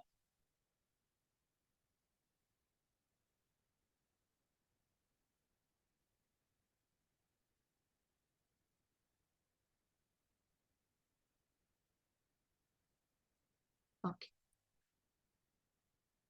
ಇಲ್ಲಿಗೆ ಇವತ್ತಿನ ತರಗತಿಗೆ ಅಲ್ಪ ವಿರಾಮವನ್ನ ಕೊಡೋಣ. ಸೋಮವಾರದ ದಿನ ನಾವು ಪ್ರತಿಯೊಂದು ಈ ಗುಣಗಳ ಸತ್ವ, ರಜ, ತಮಸ್ಸು ಇವುಗಳ ಸ್ವಭಾವವನ್ನ ನೋಡೋಣ. ಇವುಗಳ ಒಂದು ಗುಣಲಕ್ಷಣಗಳನ್ನ ತಿಳ್ಕೊಳ್ಳೋಣ.